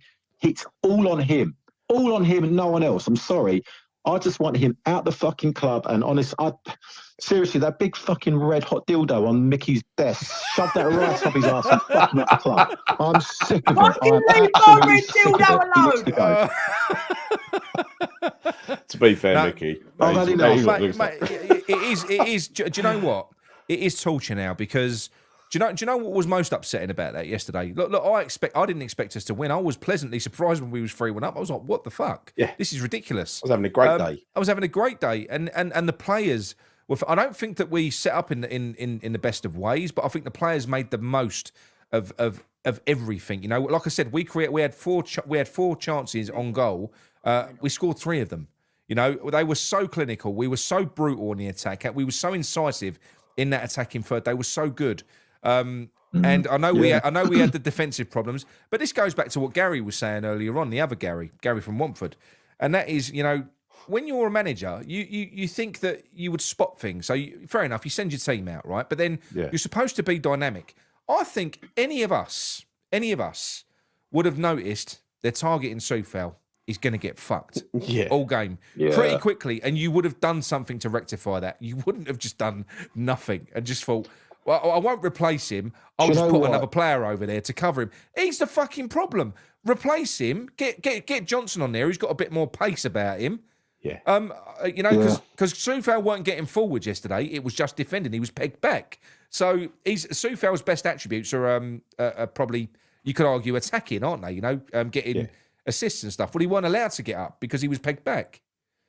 But he's so shit. It was glaringly obvious. It was glaringly obvious with Soufal. I was saying it to my son yesterday, right? I kept saying he was getting done by Gordon on that left-hand side or Soufal's right side every time. He just didn't have the pace to keep up with him. And, if there was going to be a sub at half-time, I was kind of hoping that Johnson would come on at right back because it was so damn obvious. But to do what he did, and obviously I know it's been spoken to death already, with regards to Antonio coming off and Phillips coming on, it doesn't make sense. And like any normal person, any person that understands football a little bit would know that's the wrong call. And the funny thing is, I'm not even kidding you, right? About 2 hours ago, I was on the phone to my mum. She said, "How was Newcastle yesterday?" Right, so she knew the result, and she said, "I watched Match of the Day this morning." She said, "Why'd they make that change?" My mum's been to one game in her life, right? Even she called it out. I'll tell you, anyone with half a brain cell, like I said, can see exactly where we went wrong yesterday. I don't understand it anymore. I just don't understand it. Especially Chris, because he's got a direct point of reference.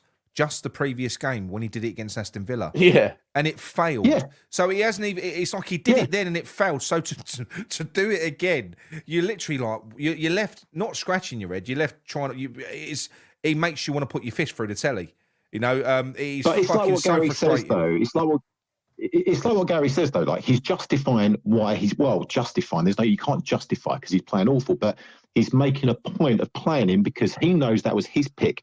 And he's probably off because he's hoping he's going to do well, but he's not. Just to fucking give it up. Stop playing him. He's shit. We're going to keep losing. He's going to keep making mistakes. Yeah. Just don't play him. No, or if you're going to play him, take off JWP, not Antonio.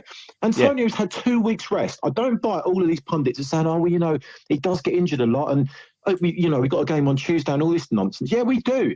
But Antonio's had 2 weeks off. Yes, he's older than Paqueta and Bowen that were playing, midweek for their international teams. He didn't travel, did he? It's nonsense. He's had 2 weeks fucking break. He's had 2 weeks. He's had 2 weeks off. Yeah. What the fuck's that all about? And he was fine. He weren't running on empty at that point in time. No way was he. We were on the ascendancy. And if anything, if he was going to make the change, like everyone's already said before, he's put on Danny Ings for Antonio. If you really have to do that, and just keep playing the way we're playing. I don't buy all of this fucking bullshit about saying, oh, you know what? It was 3-1 and they started to take control and dominate. Well, he must have been watching a different game to me because the way I saw it and every other fan saw it, it was absolutely not that way at all. It wasn't. And when I saw that Phillips came on, honestly, why'd you sit back when it's working? Why'd you do that? Why the fuck did you do that? How did the crowd react, Chris? How did the crowd react to, first of all, Antonio going off and Phillips coming on, but then how it unfolded from then all the way to the end? How did the crowd react? What happened? Do you know, initially it's kind of like a bit of bemusement, I think. I think most fans were like, why is he coming off? But then I suppose maybe you kind of look at it and think, well, all right, fair enough, we're 3-1 up. But when you really think about it, you're like, wait a minute, where's the attacking outlet now? Because I think we had Paqueta through the middle at that particular time. I think they put Bowen on the right. I think, Kudus was still on the left. But then at one point, I think I see Ben Johnson playing left wing, Bowen playing up front. And I don't know what was going on, honestly. It was a complete fucking shambles. He was trying to fix something at some point in time, but it was too late. It was just far, far too late. But my concern is this, though, guys, right? I mean, if you look at this, right, so I don't give a shit anymore about David Moyes' legacy and all these bollocks about, oh, he's got credit in the bank. He's got no fuck all credit in the bank anymore, right? Yes, he brought us some element of success. He gave us some success, but his legacy is totally in fucking tatters. If it wasn't already, it definitely is by now. It's just completely done for me. He should have gone at the end of the season. But the problem here is... Go on, mate, go on. Yeah, let's say hypothetically we lose to Spurs, which is a very fucking strong chance we're going to do that. Again, if you look at it objectively, will we get past Leverkusen? Probably not. It's highly unlikely. Yeah. So how's the season going to play out here? Are we going to finish 9th, 10th, 11th or worse? Quite possibly with no European football. Moyes will likely, in my opinion, go at the end of the season. It will be looking like it's on his terms because he's turned around saying, you know what? I'm done here kind of thing now. But I've left at West Ham in such a good way because I've given them the most success they've ever had in 4 decades, done a great job for them. But you know what's going to happen, though, is if we finish 9th, 10th or 11th with no European football, then suddenly you're looking at Paqueta, we know he's going to go. Kudus, why the fuck is he going to stick around? Because he's world class. He's absolutely exceptional. Right? Bowen, I don't know. By default, is he going to stay there because of his misses? Fuck knows. But the point being is that how... it's only going to go fucking downhill from now unless something drastically changes and we manage to somehow win the fucking Europa League, which I doubt's going to happen. And I don't think we're going to finish in a European spot either. So for me, I fear the worst.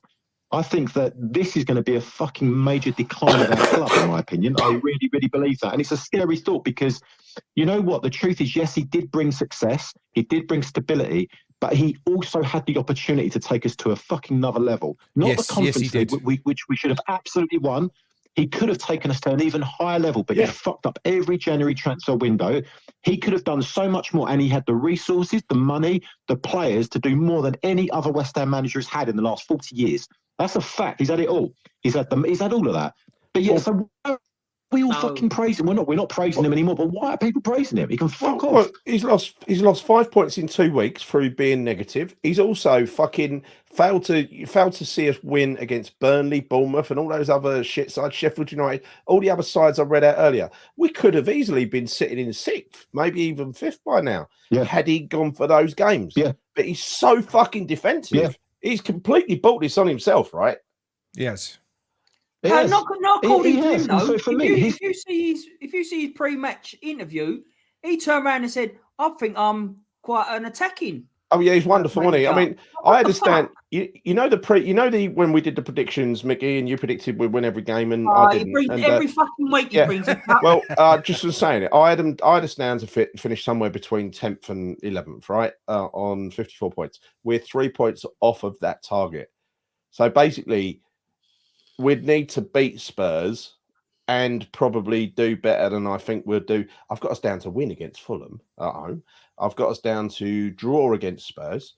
I've got us down to lose against what? If we go and beat Wolves and we beat Tottenham, then suddenly we're ahead of schedule and we can start looking up. But I just don't see it happening. We have not beaten a decent team this year. We've beaten Everton. We've beaten a depleted Brentford, and we beat fucking Freiburg. They're the 3 teams we've beat. We can't even beat Bristol City. No. And the only reason we beat those teams, Gary, is because we managed to get those, some like 3 or 4 of our best players to attack, to do what we're good at, right? Yes. If we didn't do that, if we reverted to what Moyes wants to do, then we would have been fucked. And we do you know what? Deserve to be so. I heard this earlier on. Yeah, 100%. We'd be down in the bottom 4. All 3 of those games, Chris. Inside if it weren't for our attackers. 2 out of 3 of those games. Everton was a last-minute smash and grab. Brentford was all-out attack with our attackers, right? Freiburg, exactly the same. So 2 out of the 3 games, you're absolutely right. It's down to attacking. But the thing is that I think it goes back to what Micky said earlier on, right? It ain't even what's making it really hateful with him. Really hateful. It isn't just the fact that he is everything that we say he is. He's tactically inept. He repeats the same mistakes over and over again. He's defensive. He's so frustrating. He's fucking useless. What is really starting to make me hate him more and more is him and his personality and his post-match interviews. Yeah. And like you said, going back to what you said earlier, Chris, when it's something goes wrong, it's us. When something goes well, it's me. Mm-hmm. He is a narcissistic, arrogant prick. He gaslights. Who is we? Who is we, Nick? Who's we? I mean, who's he referring to when he says we? We decided to change it. What, you're telling me him and his backroom staff all said they said, you know what? Yeah, we definitely need to take Antonio off and stick on another midfielder. Yeah, we definitely need to, don't we? No, we fucking don't, Moyes. You made the call. Yeah. Take fucking ownership. Stick your hand up. Because you know what? I would, if he turned around after the game and said, you know, I got that wrong. I totally got that wrong. I'd be like, all right, fair enough. You're owning up to it. You'd respect him a lot more. He's so dislikable. He's so dislikable. And as you say, he's a narcissistic wanker. He needs to fuck off out of West Ham. But Chris, you say that, right? Take him with him.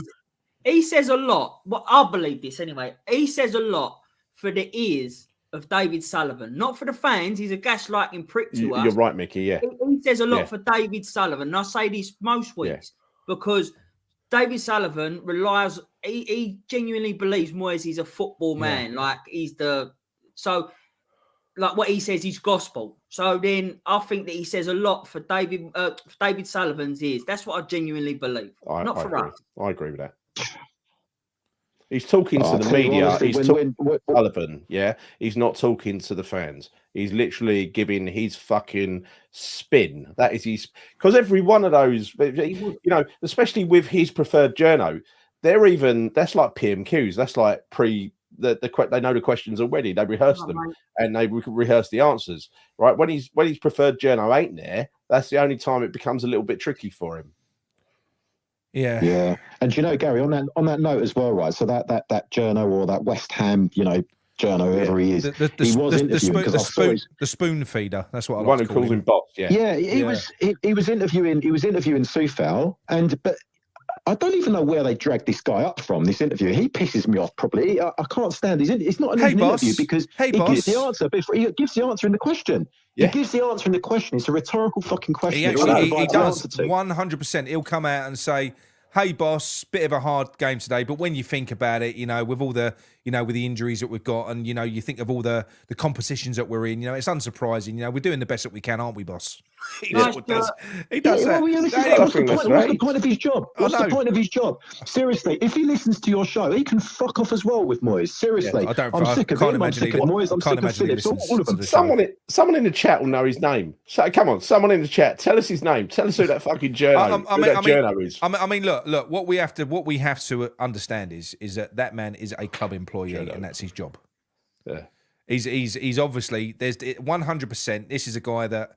Because of David Moyes' very, very sensitive character that we've seen in the past before he was at West Ham, and that we're starting to see now, he really is not fucking good when he's put under pressure. I think that this is to protect him. They've got a guy in. I missed it. Yeah, but they've got a guy in that can basically look after him, speak to Moyes before you know the broadcast and say, right, David, these are the questions that I'm going to ask. Are you okay with this? Yeah. You know, I think this is kind of what it is. Because I think that's his real name. Because a knobby gobbler. Because a lot of the time, when you see David Moyes being questioned by him, he's already got his answers queued up. Moyes has. He's already got them queued up. But he doesn't. But Nick, he doesn't give an answer. I mean, this is the thing. The interviewer says the answer in the question, so it's like he's not even asking him. It's just the fucking journo's opinion, not David Moyes' opinion. I know. No, it's like you said. It's a rhetorical question, right? Yeah. I know. It totally is. Yeah. And I just think I'm losing the plot, fellas, if I'm being honest with you. You know, they say what's that saying? The definition of insanity is doing the same thing, expecting different results.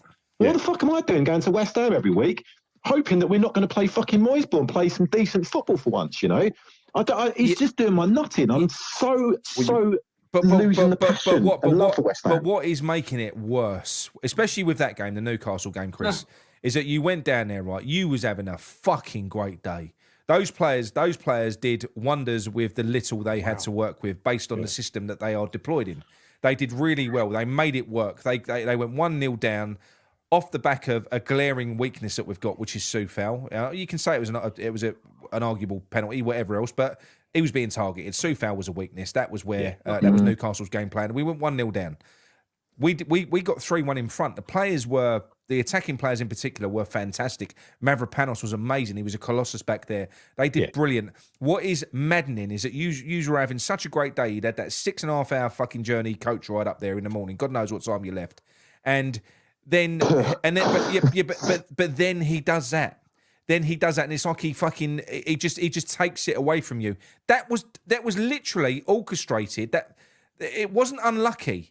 It wasn't. We can talk about VAR decisions, but it wasn't unlucky. When you set up in a way and it was 30 minutes to go when he took Antonio off. 30 minutes plus when you consider the injury time. It was insane to do what he did. Absolutely insane. It's mental. I don't know what it is. I think he likes doing it to fans that like travelling far distance to watch us play. You know, the same thing happened up at Liverpool. Actually, you went to that as well, didn't you? God. Yeah, I did. Yeah, I love a nice defeat up north. You know, it's great fun. Yeah. But no, you know, I think it's a strange one really, because this one hurts more than any other defeat that I've experienced this season. It really does, because we were there. We had it. We had the victory. It was there in our palms, and yet we just literally, not we, sorry, he, because it was him, not us. He threw it away. He threw it away, and that's what makes it so gut-wrenching to take. When we walked out of that stadium, it was embarrassing. You got handed to the Newcastle fans, by the way. Jesus Christ. But I didn't hear a peep out of them for the whole game, at least not until they got to 3-3. Yeah. They were dead quiet. There was no atmosphere there at all. We were singing the whole flipping game. It was how that happened. Well, I do know. I don't know. I do know exactly how that happened. But it's unacceptable. It's unacceptable. And do you know what? If I did my job badly or whatever, he should be fucking fined for that shit. He should be fined for making such a stupid decision, right? It's not acceptable anymore. I'm sick of it. I'm so sick and tired of it. Even looking beyond the football, right? If you go back to January, because people will go and... What game was it? It was the... It was a one on... Gaslighter. I can't remember now. No, it must have been the... It must have been a Newcastle game where they was talking about David Moyes. It was Gary, wasn't it? With the female commentator. Oh yeah, yeah. Where she was going, David Moyes, he's playing with the smallest squad and the oldest squad. Oh, she was. But but they were saying it as if poor David Moyes, and he does so well. He does so well, and he's got the least amount of players used in the Premier League. That's another good thing, apparently. That's another good thing. He's got Paqueta. And whose decision was that? That was fucking Moyes' decision to have that small squad. Yeah, exactly. That was his fucking choice. But then, saying sorry to him for that. But then you've got the January transfer window, right, where he has got the opportunity to go out and strengthen. He's having players thrown at him. Now this we know this by fact, and other people have reported it as well. I think even the official ones, like if you go to X and whoever else, they've all officially fucking clarified the fact that David Moyes was being thrown players left, right, and centre. He was turning them down because he wanted to. He was going, no, I want Phillips. No, I don't want that player. Don't need him. Because what it was, right? He had it in his mind that he wanted Calvin Phillips, James Ward-Prowse, and Thomas Souček in the middle. This was his dream. This was his wet dream. And Paqueta, if he'd have gone out and got Wilfried Zaha or gone out and got another left winger of the ton that we was linked with, that would have meant that Paqueta would have had to have come into the middle, and it would have been at the expense of either Phillips, James Ward-Prowse, or Souček. So he refused a left winger. Could you imagine? I know there's like some controversy around, but forget Zaha. There were players that we were linked with that were comparable to Zaha as well. Some fucking outstanding players. Imagine having someone like that out on the left. Because I've said it. I'm going to keep saying it till I'm blue in the face. Right? Our best midfield. We could have the best midfield or one of in the Premier League with Alvarez in the 6, with Brazil's number 8 Paqueta in the 8, and fucking the number 10 Kudus, because that's his position. That's his position. That middle three would literally rip teams to pieces. We would pass our way through. They're all mercurial. They all battle. They all get involved. And then you have because at the moment what we're doing is we're bypassing midfield. We're going from defence to attack. We're bypassing the midfield because we ain't got one. But that is what any other manager would do. For instance, if Pep comes out and buys Pack in the summer, he's going to be playing him in the middle next to Rodri. He ain't going to be playing him left wing. Of course he will. Because he's got more than half a brain cell. That's why. Yeah. We all know that Paqueta playing through the middle would be exceptional. Yeah. We play him on the left. Of course, he still does a great job. He's still a world-class player. But we probably get about 60 or 70% of the full Paqueta if we play him out on the left. You stick him through the middle, you're going to get a hell of a lot more from him. But we don't do that. Of course we don't. Just to accommodate, like you said. What the fuck does James Ward-Prowse bring to the team? I know this has already been brought up so many times. Fuck all.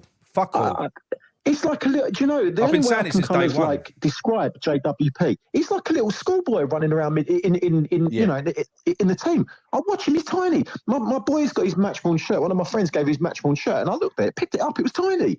I was like, it's absolutely tiny. I was like, it's ridiculous. It is like the boss's son. He takes the manager's son in a kids' football team. He takes all the free kicks. He takes all the corners. Yeah. His first name on the team sheet. He's got to be in there. Give it to a Boosie. He's a little bit like that. But he's literally, because this is what going back to what Gary said earlier on, where there are analysts in the West Ham space that go so deep and try to unpick what David Moyes has designed. And it's very simple. He wants fucking big blokes in the team. He wants to sit deep and defend. He doesn't want to take any risks whatsoever.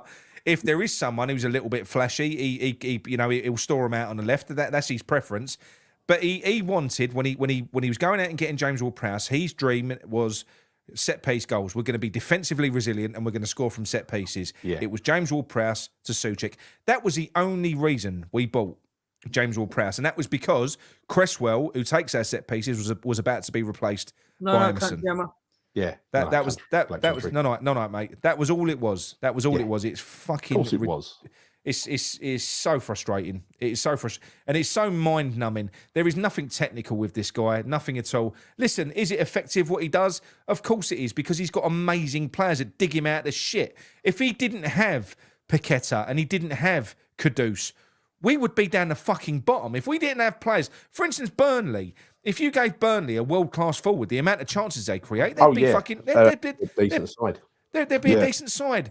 But we don't play in a... And this is what bothers me, yeah? So Paqueta, wonderful. We still enjoy him because he's brilliant. You could play him at right back. No, mate. We could play him at right back, Paqueta, and he'd still affect the game in some way because he's that good. He's that good. But what is really bothering me is that Paqueta's probably going to go in the summer. And I'm so frustrated because could you imagine the football that we could play if we had a progressive manager with this group of players? Could you just for a moment? Now, we go out and win games on our own when David Moyes just takes a shackle off and they go out and do what they fucking want. Yeah. And they win games that way. Yeah. You know, like he did against Brentford. Imagine if they actually had a game plan. Imagine if they were coached. Yeah. Imagine if they were coached to play that way as well, which they're not. It's fucking, amazing. And that's the worry. And that's the worry. Thing, right? It's such a waste. It's a waste. We're all going to feel that way. And we're all going to know this. We're going to look back on this and think, what a team we could have had there. What an opportunity we could have had there. But it's not going to happen, right? We're not going to win the Europa League. I don't want to be the prophet of doom if it's a fact. Of course, we're not going to. Seriously, it ain't going to happen. I'd love to be proven wrong here, but I don't see it happening. And I just kind of feel to myself, you know what? We're going to look back next season and think, fuck, you know what? Paqueta's gone. Maybe Kudus might stay a season if we're lucky. But the fact is, he's too good to play in this fucking turgid style of football that Moyes sets up every week. He's too good for it. You know, I can't blame him for wanting to leave. I can't. Yeah. I really, really can't. And it's such a shame because it's one of the first times in so long we've had genuinely world-class players in our team that could take us to that next level. But Moyes just plays them in the wrong positions or plays the wrong tactics, the wrong formation, the wrong style of play. And it's just gut-wrenching because you know what will happen, to your point, Nick. You look back next season, Paqueta's going to be tearing it up at Man City, playing through the middle, setting up people left, right and centre, taking the piss, and we'll be like, do you know what, we could have had that. Mate, if we would have played him like that. Look what Paqueta did to England. I mean, he completely... You know, Declan Rice is one of the best CDMs in the world. He completely took the piss out of him. Yeah. Took the piss out of him. You know, he was man of the match for me. He was fucking believable. That man orchestrates, and he doesn't need. He can do it from deep. He's better from deep. You know, because he likes to be on the ball. He likes to tackle, and he likes to fucking supply. And he's got the ability to do so. You know, that the little ball that he dinked over the top to Antonio was an exact replica of what he did against England, where Vinicius missed it. It was the same fucking thing. You know, you have to play him central. So and these analysts have come out and said, and they try to suggest that David Moyes has transformed Paqueta by playing him out on the fucking left. That's what they try and say. What a load of shit. You've got a man... handcuffed him out there. Everything good that he's done has come from the middle. It's come from the middle, yeah. He's never done anything out on the left. By the way, the heat is off of Leverkusen now because they came back from 1-0 down yesterday to beat, I don't know who it was. They need 3 wins from the last 7 games to secure the German title after Bayern Munich have won it 11 years in a row. Right, they're going to win that league. They're winning the league. The league that was a massive pressure game yesterday. It's almost all over. The pressure's off them. So the Europa League now is a massive bonus for them. Yeah, which is probably what it wasn't a few weeks ago when they played Carabag. Yeah, and see what happens, gents. You know, I'll tell you what I did see. I mean, like I say, I'm not really one for stats, but somebody posted on Twitter. I can't remember. I showed you guys it yesterday, and it was a momentum stat, and it was like a bar, right? And they was playing Hoffenheim. They went 1-0 down, and it was basically the momentum graph. Yeah. So you had Leverkusen, Leverkusen in green, and you had Hoffenheim in blue down the bottom, mate. The whole graph was fucking green. Yeah. In terms of attacking momentum, they are relentless. There was just like there was like 2 bars of blue at the bottom. Well, Micky, you know the whole league season, they've only dropped points in 4 games where they drew. They've won the rest. Well, they're a team that they don't care if they go a goal down. They trust the process. No, they they keep don't care. going. They keep going. You know, if they've got 5 minutes, they did it against Carrier Bag, didn't they? They did it against him. They did Twice. Yeah. Yeah. So Chris, before you go, great call by the way. You're getting a lot of compliments in the chat. Really good call. Before you go, little mention for you're a very successful coach like Nick, aren't you? I hope you're not more successful. Mate, I don't do the Moyes ball. I don't do the Moyes ball. It's all about nice, expansive, attacking football. But yeah, no, my boys, big shout out to Great Notley Football Club. Yeah, we won the League Cup 2 weeks ago now. Well so done, I missed mate. the Villa game as a result, but I'm kind of glad I did because I heard that wasn't obviously so great. But yeah, no, delighted, buzzing for my boys to do that. And yeah, Chris, could you imagine being able to keep any boys at your team if you tried to play football that way? You know, so you can't do anything with the ball. Just sit back, you know, because we've all got those boys that are great players that just love being on the ball, don't they? Love being on the ball. That's what they want. They're kids. Imagine that. Imagine fucking. Oh, no way. I'd lose. You wouldn't have any kids left. They go fuck that. I'm not doing that. The parents are not saying that to watch their kids. Do you know, one last thing I want to say, actually. One thing I do want to say just before I go, and this really winds me up, and something that I spoke to you about, Gal, the other week, was all of these players that are on this fucking narrative about how great Moyes has been doing, this, that, and the other, but yet behind closed doors, they say otherwise. They speak the truth I don't know, they're close. Do you know what? Shame on every fucking one of those fuckers, right? That they're being paid. Yeah, but they are club employees, though.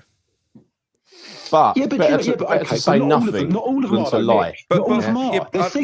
But would you come out and cunt your boss off on public TV? No, but quite honestly, I'm not saying that. I'm talking. There's a lot of players out there, ex-players that are not ex-players. Oh, sorry, mate. I thought you meant current players. Not current. No, ex-players. Yeah. And I'm not even talking about the old some of the fellas that hang around in the lounges. Right. I'm not talking about those boys, but there's a lot of them that are co-commentating whatever, and I don't get it. I don't. Why are you saying one thing? Because I'm hearing this sound that obviously what we all say, but yet when they're on TV, Moyes has done a great job. Do you know what? Right, I looked up to a lot of those players. I respected them as a kid. Thought they were good players, good servants to West Ham. But I lose total respect for losing respect for all of them. Shame on all of them for actually, literally, basically mugging us proper fans off by basically disagreeing with what we're saying, but yet behind closed doors agreeing with what we're saying. Do you know what the fuck's going on with this world? It's just wrong, totally wrong. So as it is. And Chelsea's Joey Cole, as he is now, he can fuck off. He'd done it three times now. I gave free striking you out rule for these people. Yesterday, before the game, absolutely plating Moyes and saying, I don't know what the fans are moaning about. Oh, shut up, Joey Cole. Fuck off back to Chelsea. Yeah. There's no way he believes that. No way he believes that. And I've spoken to ex-players. Not that long ago, and I told you about this, Gary, and there was none of this Moyes in nonsense. You know what? It was completely the opposite. But yet, when they're on TV, they're all fucking saying it. Mate, what a great job he's done. I've spoken to a few people that run channels that have interviewed players, and the conversation that they've had before the show was completely different to the narrative that was spun once it went live. Yeah, to the point where the host was like, "What the fuck? What's going on here?" It's completely different.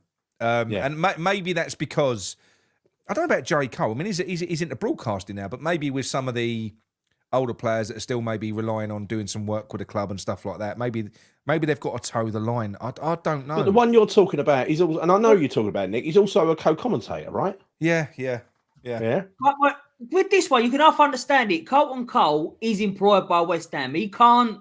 Carlton, I love Carlton Cole. He can do no wrong. He cannot say a bad word about West Ham or David Moyes. I love how biased Carlton Cole is. I mean, I must admit, do you know when we was in the Europa? It was last year, wasn't it? To have them two, Joey Cole and Cole. I think Carlton Cole made Joey Cole better because Carlton Cole was so biased and so pro West Ham. I think it kind of improved Joey since we've lost Cole. Since we've lost Colton, Joey's just. I think we're seeing the real side of Joey Cole, and I don't like it, to be honest. Dino said, I agree. And I think with Colton as well, he can't. I mean, to be fair, like his son plays for West Ham as well. And he was talking to me about this a couple of weeks ago. I think he plays as centre half. He's a big sort of 6'4" centre half. Apparently, he's a decent prospect according to Colton. Anyway, I love Colton. He's got to be careful about what he says. Yeah, everyone does. He's a great personality, so I'm not referring to him specifically. But you know, there are a lot of players out there, you know, that do say so much nonsense, and you just think, "Fuck off! Come on, I'm not having that. That's absolute rubbish." I heard Tony Cottee was shouting stuff out the other day about what was going wrong in games. But yeah, I don't really see him saying too much controversial stuff, you know, not as much as he probably should do. I don't know. I think he should do, to be honest with you. I think they should all stand up, because at the end of the day, they're all meant to be West Ham players, West Ham fans. Why do they not say these things? Well, especially when you consider with Tony Cottee, because I do actually genuinely, I don't agree with Tony Cottee with a lot of what he says, by the way. But Tony Cottee is absolutely a West Ham fan. Yeah. Oh, yeah, completely. I don't doubt that. No, but he's absolutely a West Ham fan. And I just feel like sometimes I think these people kind of, I think they're backing the wrong horse with Moyes. I do. I think they're going to come unstuck. I think a lot of these ex-pros are going to lose relationships with fans over this. They are. They are, because this man, Nick, Moyes is losing support fast in the fan base. He is. We know a lot of ex-players. The thing is, right, to your point there, just real quickly, just to your point there, right, when you say about, you know, obviously, if more, you know, they're backing the wrong horse with Moyes. I do think that when he leaves at the end of the season, which I expect that he will do, and when things start getting bad and the club starts regressing, which again, I expect it to happen. I don't want it to happen, of course I don't, but I can see it happening with regards to certain key players leaving because of not being in European football, everything else. We're going to slip. And when we start slipping, that's when all those Moyes-in people are going to say, oh, look, told you to be careful what you wished for. Look at West Ham now. And that's the problem, because that's going to happen. That will happen. Is more certain, my words, that will happen. But Chris, how sweet is it going to be, right? Let's be positive. How sweet is it going to be when we're playing fucking Arne ball? When Lucas Paqueta's court case don't get cleared or whatever it is, and he's stuck with us for another 6 months. Arne ball, and we get fucking Arne slot, and all of a sudden could you imagine the derby with West Ham and Tottenham with fucking we're going to win 9-8. Arne slot versus what's his name? It'd be unbelievable. So that's what I do think. I do believe that David Moyes is going to go. I've always believed he was going to go. I don't think he needs to fail to go. Like I said, I've had the same information all along. I've never wavered. I do get nervous. I do get nervous when. See you later, mate. I do get nervous when you hear certain information come out from certain people. It makes you worried. But I go back to the same source and they say the same thing. And they say, no, he's not staying. He's not staying. And he's not going to be here next year. He's not going to be, mate. We're moving in a different direction. Good.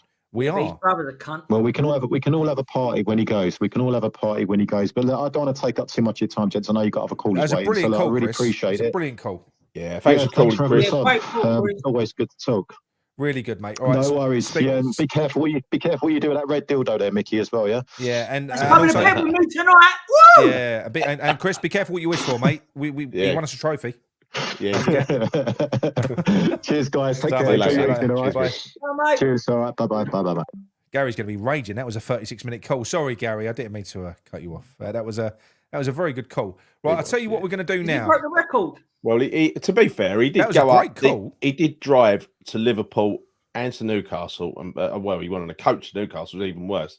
So, but he went on a bit of an epic rant, though. That was good. Yeah. We like epic rants. We do. Yeah. Teresa Cameron, well done. Welcome aboard, Teresa Cameron. Well done. I've got to do the pew pew. I've got to do the pew pew. Right, talking about new members. Don't panic. I'll talk to you after about this. Right, so I'm gonna give you a bit of How do you eat yours? I'm gonna give you a bit of an expose. Hang on. Oh yeah. Right, hang on. Right, here we go. So, as you all know, for those of you that are not interested, we've probably bored you to tears with it. But we started a support group about 3 to 4 weeks ago now, and we was managing it on WhatsApp. It went from a group, and then it went to a WhatsApp community, and it only got up to about there was about 50 people in there, and it got to the point where it was just fucking unmanageable, like on WhatsApp, because it's so busy in there, and I was missing work calls, work WhatsApps.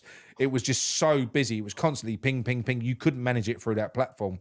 Yeah. So I was like, shit, this is good. It's great. It's working. We're helping people, but we've got to move to a different platform. We've got to. So been trialing different platforms for about 3 weeks. And off the back of the fact that we've got people in our community that have been members now for ages. We've got like 130, 140 members. When you consider these people get fuck all for it, right? Because it's literally they're just contributing to the channel. That's all they're doing. Starts to feel guilty at that point because it's been going for a while, and if you feel like you're not giving anything back. And we started this WhatsApp group, and then we had members contacting us saying, "Oh, can we have a WhatsApp group as well?" But off the back of what we was experiencing with the support group, we thought we can't do it on WhatsApp. You can't do it. So we've gone out looking for other platforms, and we've found one, and it's not cheap, but because of the fact that we've got fucking great members that have been contributing to us the way that they have, we've been able to go out and get a platform, still provide support for people. So there's going to be a members only area in there, or there is a members only area in there. But within this platform, we can run and host the support section as well, which will remain free of charge for people. So that is because a lot of people that need support are on their asses. They haven't got the money. So it can't be that side of it can't, that will always be open. That will always be free. We've expanded it to ladies as well. There's a lady support side. But to give you a bit of an insight into what it is, it will look very familiar to you. Yeah. So this is kind of where we are at the moment. So it will look very familiar. It looks like Facebook. So you've got feeds, you've got chat groups. It's gonna get bigger. It's gonna get bigger. So we've got the ladies one as well on there. We're gonna have podcasts. You've got Claret and Booze videos. But these are all your support areas as well. There's coaching sessions. There's all sorts going on. But with the West Ham hub, we're going to be looking at adding news feeds in there. The chat group was fucking amazing. The match day hub was good on the weekend, Gary, wasn't it? Yeah, it was very really good. Yeah, and we've released this to the members of Claret and Booze first. We've put it in a post for the members because they've been given to us for so long, and we're just getting it started. So we're just literally trialing it now. There's an app for this as well, by the way. So it's like you can go on the it was Android, Apple, iOS. It's brilliant, really, really good. So it's like WhatsApp, Facebook, bloody everything all in one. You can use a web page. Yeah, if you're a member, you'll get access to the West Ham hub, and then if you want support in there, reach out to us, and we'll give you access to all the support features as well. We're trying to build the ladies side of it as well, because what we've done for the men's side is fucking brilliant. Some of the results have been fantastic. So, ladies, please reach out. Joan, you said you was going to come over. Reach out, give us a little nudge. We'll get you in. We think Happy Hammeret's going to join as well.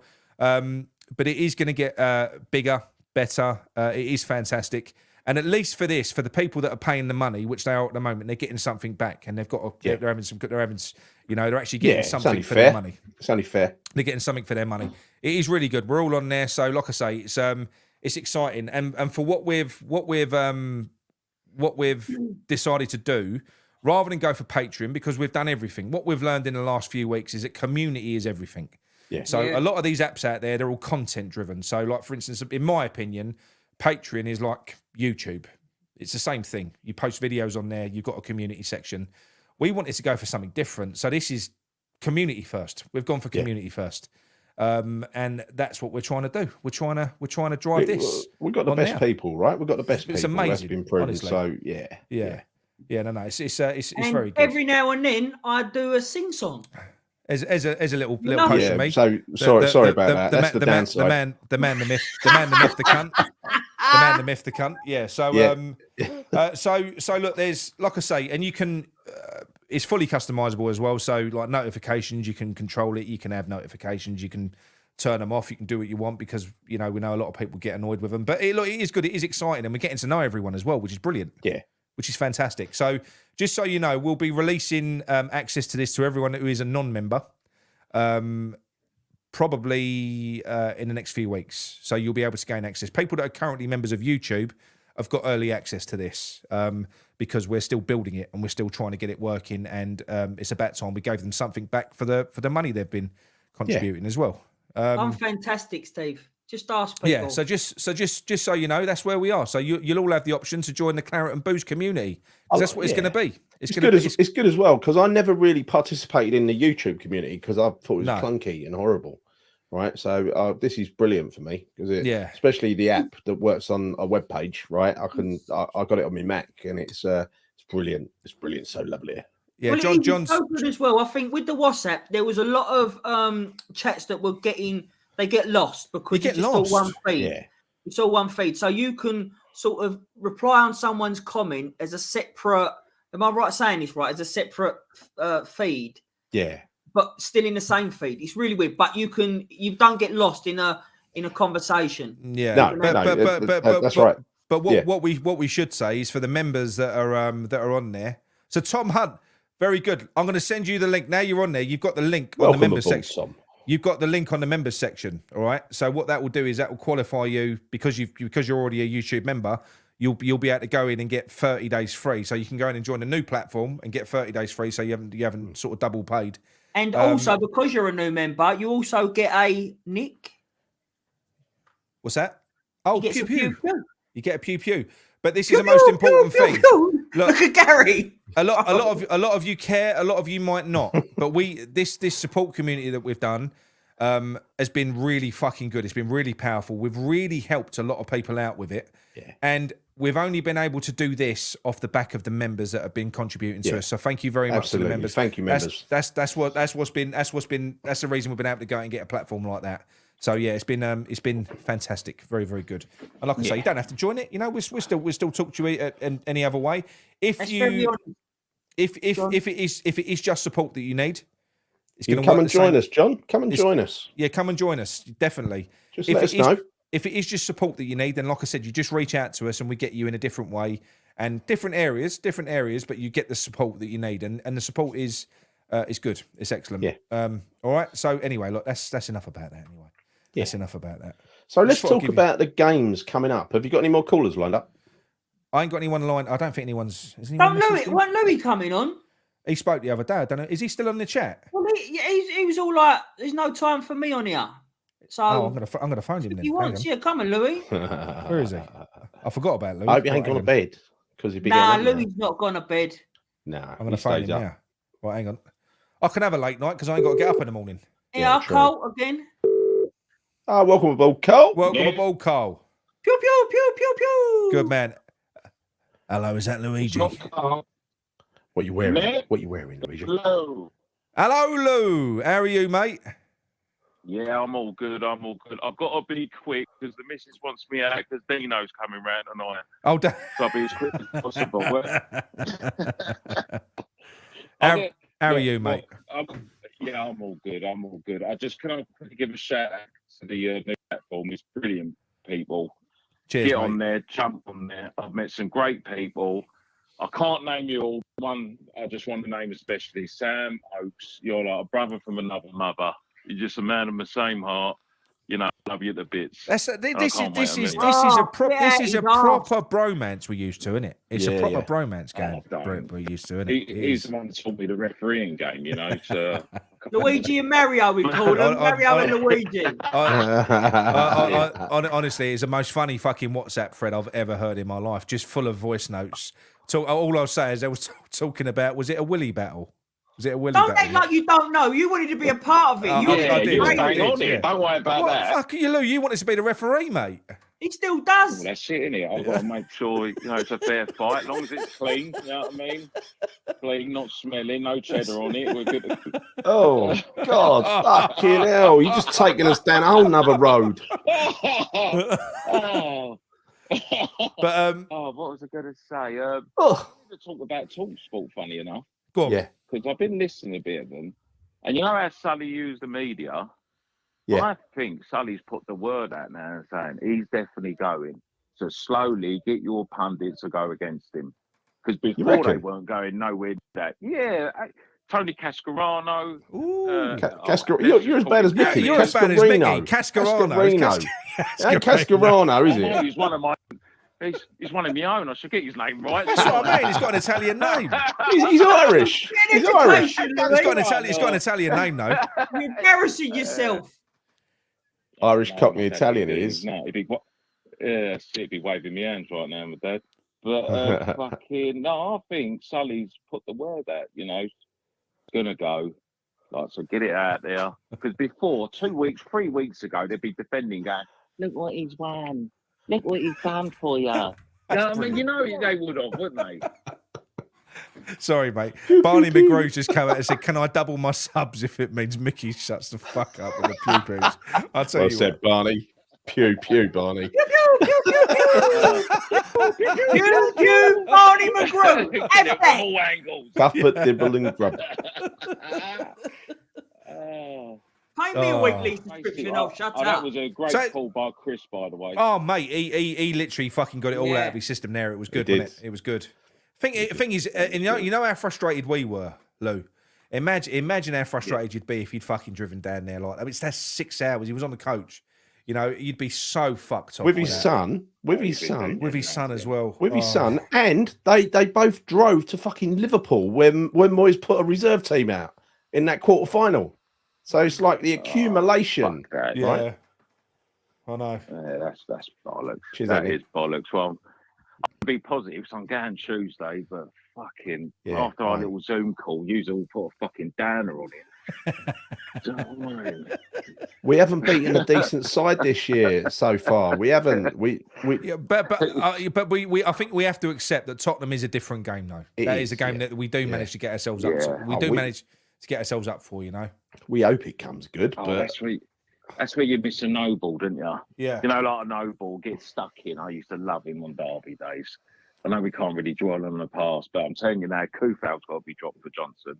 That's 100% got to happen. He won't be, but that's what. It's going to be Son running against fucking doing a jig. What did we get to the bottom of what happened with Areola earlier on? I don't know. Was whether I mean he couldn't take any kicks because Mavropanos was taking all the kicks, wasn't he? The latest trend is to actually not say anything about injuries until they're nearly fit again, right? Yeah. Let's have a look. Let's have a search. Yeah, have a search because I've heard nothing. To be fair to you, from anyone. Injury update from West Ham. Scan on thigh injury. Keith Knight, where is John Virgil? Yeah, mate, he will do. He's got some stuff going on at the moment. He will be back. He will be back in his own time. We're not putting any pressure on him. He knows it's an open door. He can come back whenever he wants. He knows. How can what about the old Phillips situation? Oh, the Phillips situation. Fuck me. I'll tell you what, mate. Do you think after what he's done and what he's been caught doing with a finger to the fan, do you think he can play for West Ham again after that? No, never. But surely there's got to be some sort of fucking clause in a contract where if someone fucking does something obscene like that, not sent back, but not fucking pay for them. Because that's an absolute joke. You're trying to get in the fucking England team. Goes to say how much Rice carried him all that time, and you think you're putting your heart and soul into it. Weren't you? And like you said, that last goal, just a fucking passenger, weren't he? He was, mate. Joke. He was. Absolute joke. He plays like he don't give a fuck, Lou. That's what gets me with him. He does. Yeah, I don't think he does. He don't want to be here. Right. The Areola injury. It's a thigh injury. There's a scan on it today. But any injury to the thigh, they've obviously pointed out, for a goalkeeper is more serious than a normal player because it's to get the muscle was key for jumping, diving, and kicking. Dive about, yeah. And he can't kick. Mavropanos was taking his kicks. Yeah, fucking that is going to be a miss. That is going to be a miss. John, the amount of times he's saved us. Welcome, John. No, the amount of times he saved us because without him, I reckon we might even be down the bottom somewhere. You know that.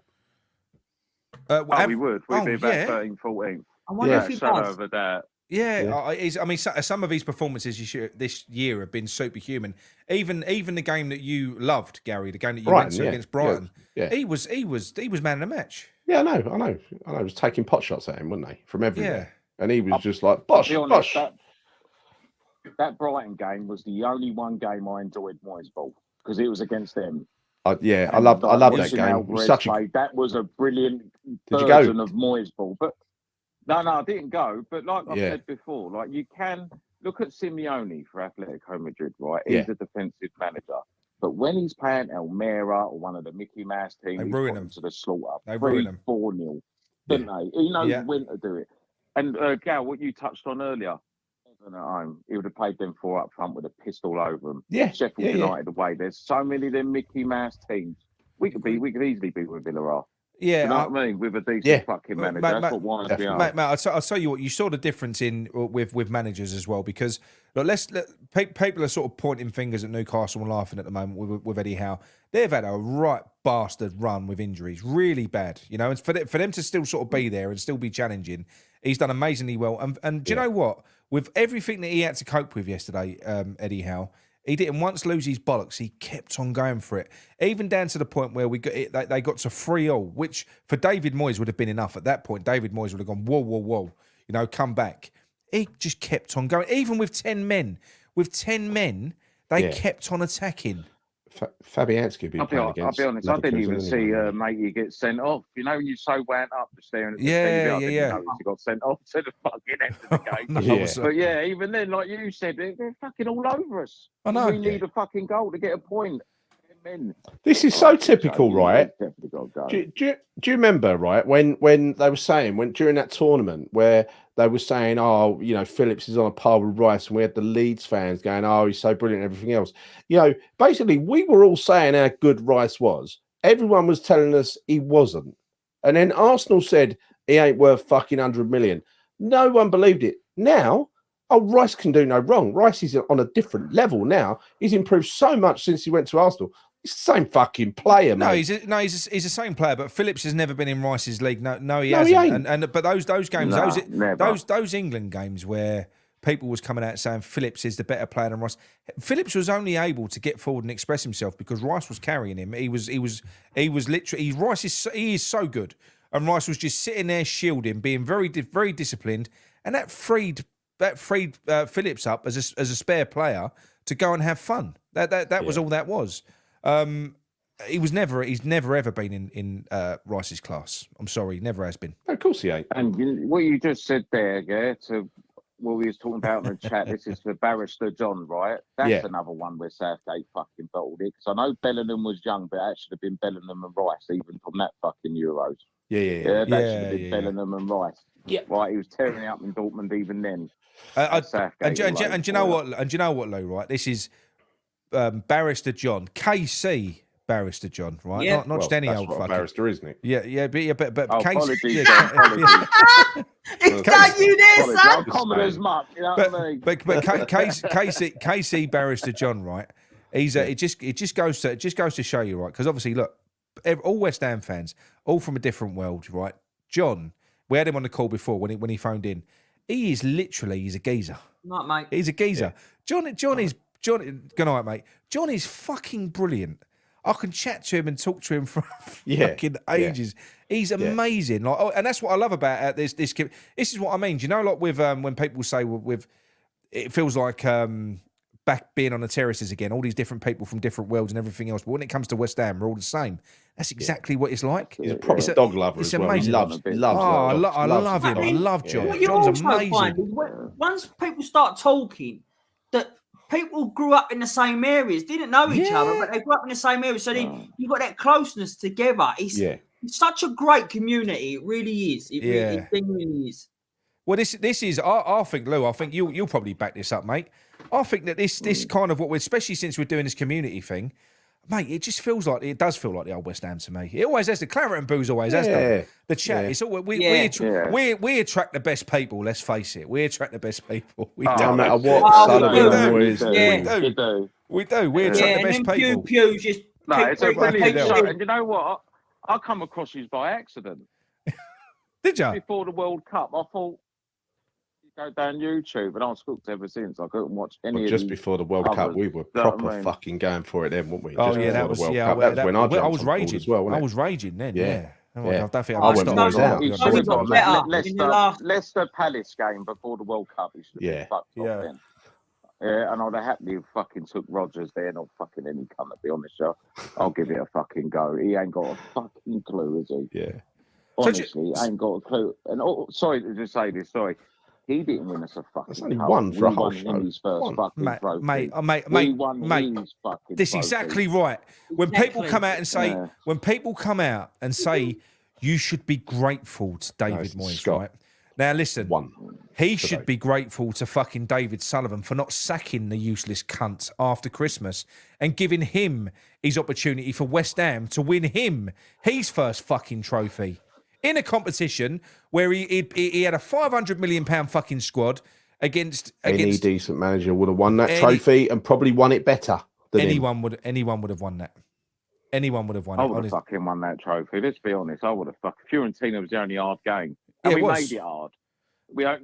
The only two fucking tactical decisions I've ever looked at Moyes and said, well done, was Lingard's first game ever, against Villa when he had Fredericks and Kudus out. Yeah. Double up on Grealish. Yeah. And the fact he brought Emerson in that final against Gonzalez, Fiorentina winger. And you think that's fucking 4 years of football, and that's the only two that stand out to me. Yeah. No, absolutely. No, absolutely. Look, listen. David Moyes came in. I've always said it with him. I think he came in. I think he was the right man to come in when he did. He came in. He done a firefighting job. When you've got players that are on their arses, when you need a sergeant major who's going to come and blow his whistle and get people fit and get you on a level, that's what David Moyes can do. Once he's done his job, fuck him off. Move on. Because if you want to move on, like we said, Moyes is a great manager. If you're like a Burnley, Sheffield United. Them team, then you look at it and go, fucking. Having said that, ask Sunderland fans if that's the case. No, I understand that. I do understand that. But what I mean, he's okay. That he's actually right, and he spent money at Sunderland. People forget about that. He bought all the players that he wanted, and he still relegated them. But when you got the players like we have, we said it earlier on that we look back on this time and think what we didn't take advantage of the situation that we've got. We didn't take advantage of the players. We could be such a great attacking team. Yep. It's just not worked out like that under him. No. Oh, we could. Oh, Kudus. I thought we had a blinder. What's he done with? Well, he was brilliant. He was brilliant. Fucking class. Yeah. Different class. He was. He really was. He was. Listen, I can't let this go. Hang on, Lou. I can't let this go. So when I said barrister KC, is that the same thing? Yeah. So is it King's Counsel, isn't it? Yeah, King's Counsel, yeah. King's Counsel is a barrister. So every barrister is a KC. That's my understanding. Oh, right, okay. I've been speaking of nobility. I didn't know that.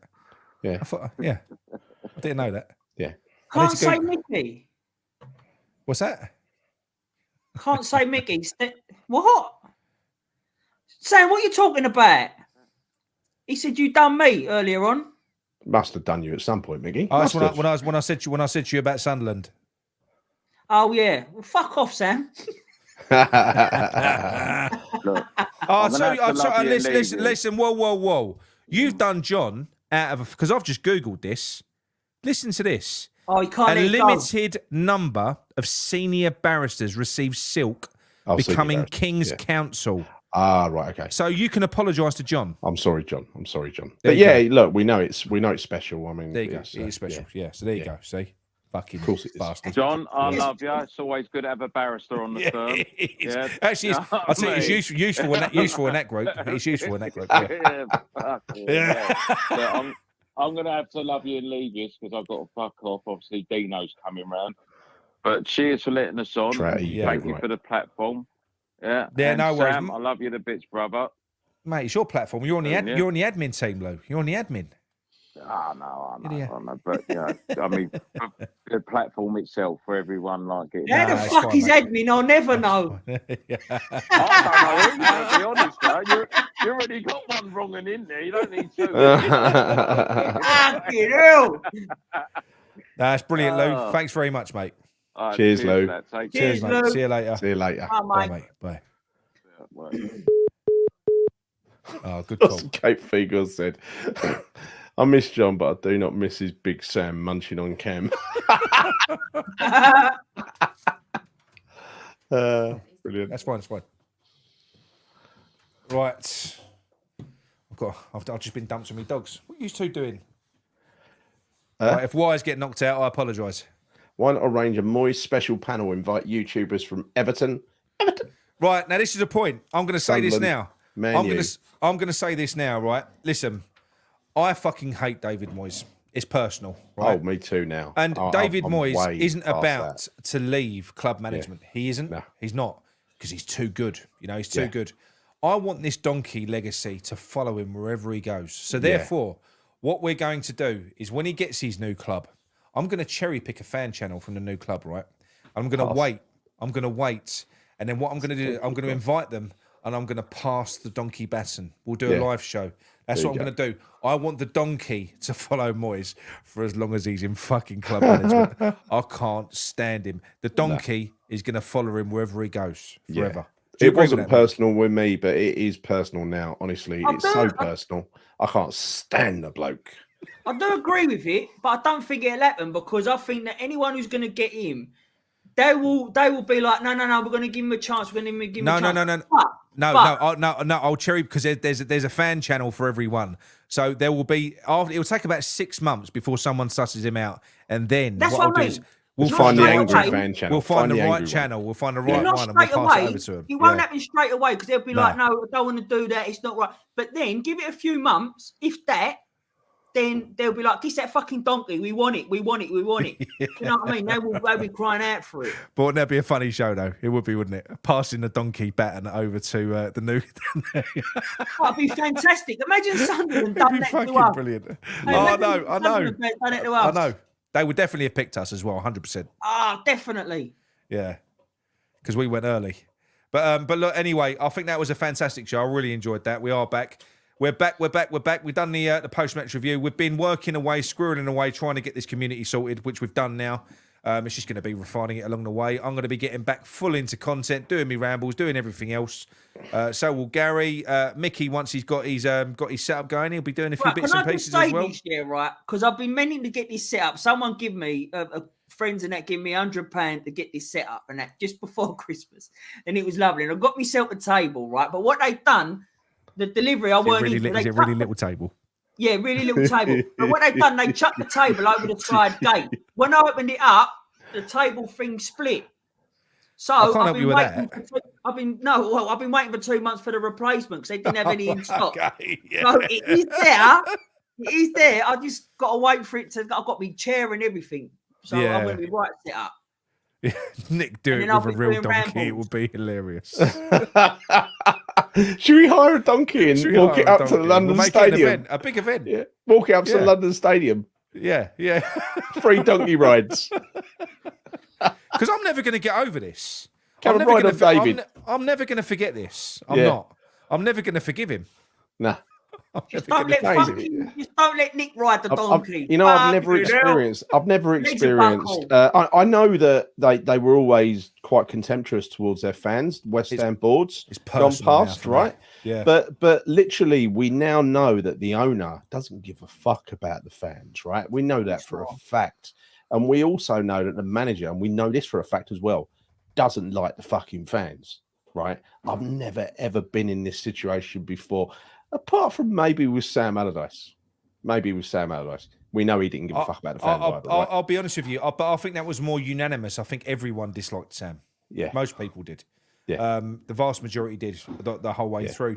But you know something with Sam, right? And this is where I've got a little bit more respect for Sam because he wore his bastardry as a badge of honour. Oh, he didn't gaslight. He didn't gaslight. Basically went like that. Yeah, I know. At least he fronted us up. At least he wore it. He had bollocks. Moyes is Sam with no bollocks, I think. Micky, you're gonna arrange for a donkey down at London Stadium, a real donkey.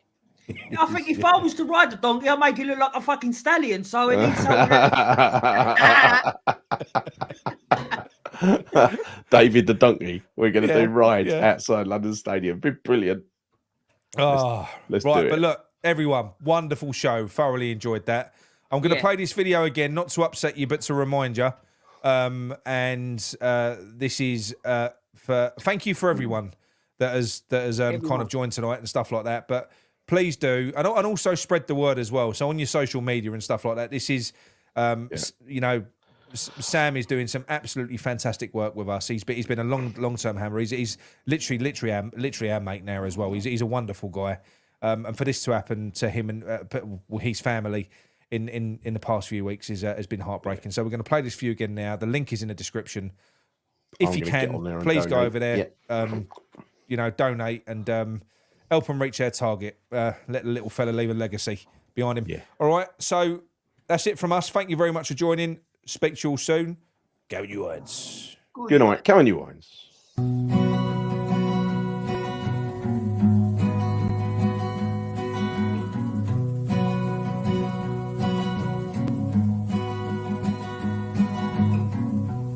Talking to songbird yesterday, flew in from a place not far away.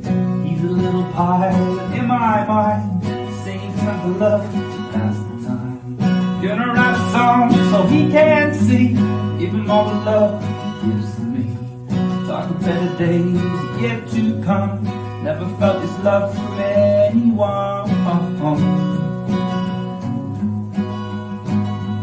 Not anyone.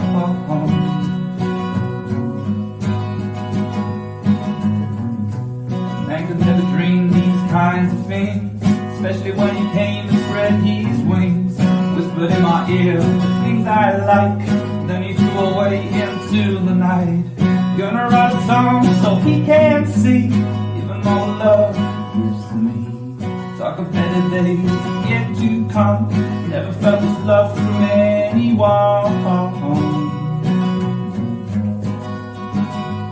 Not anyone.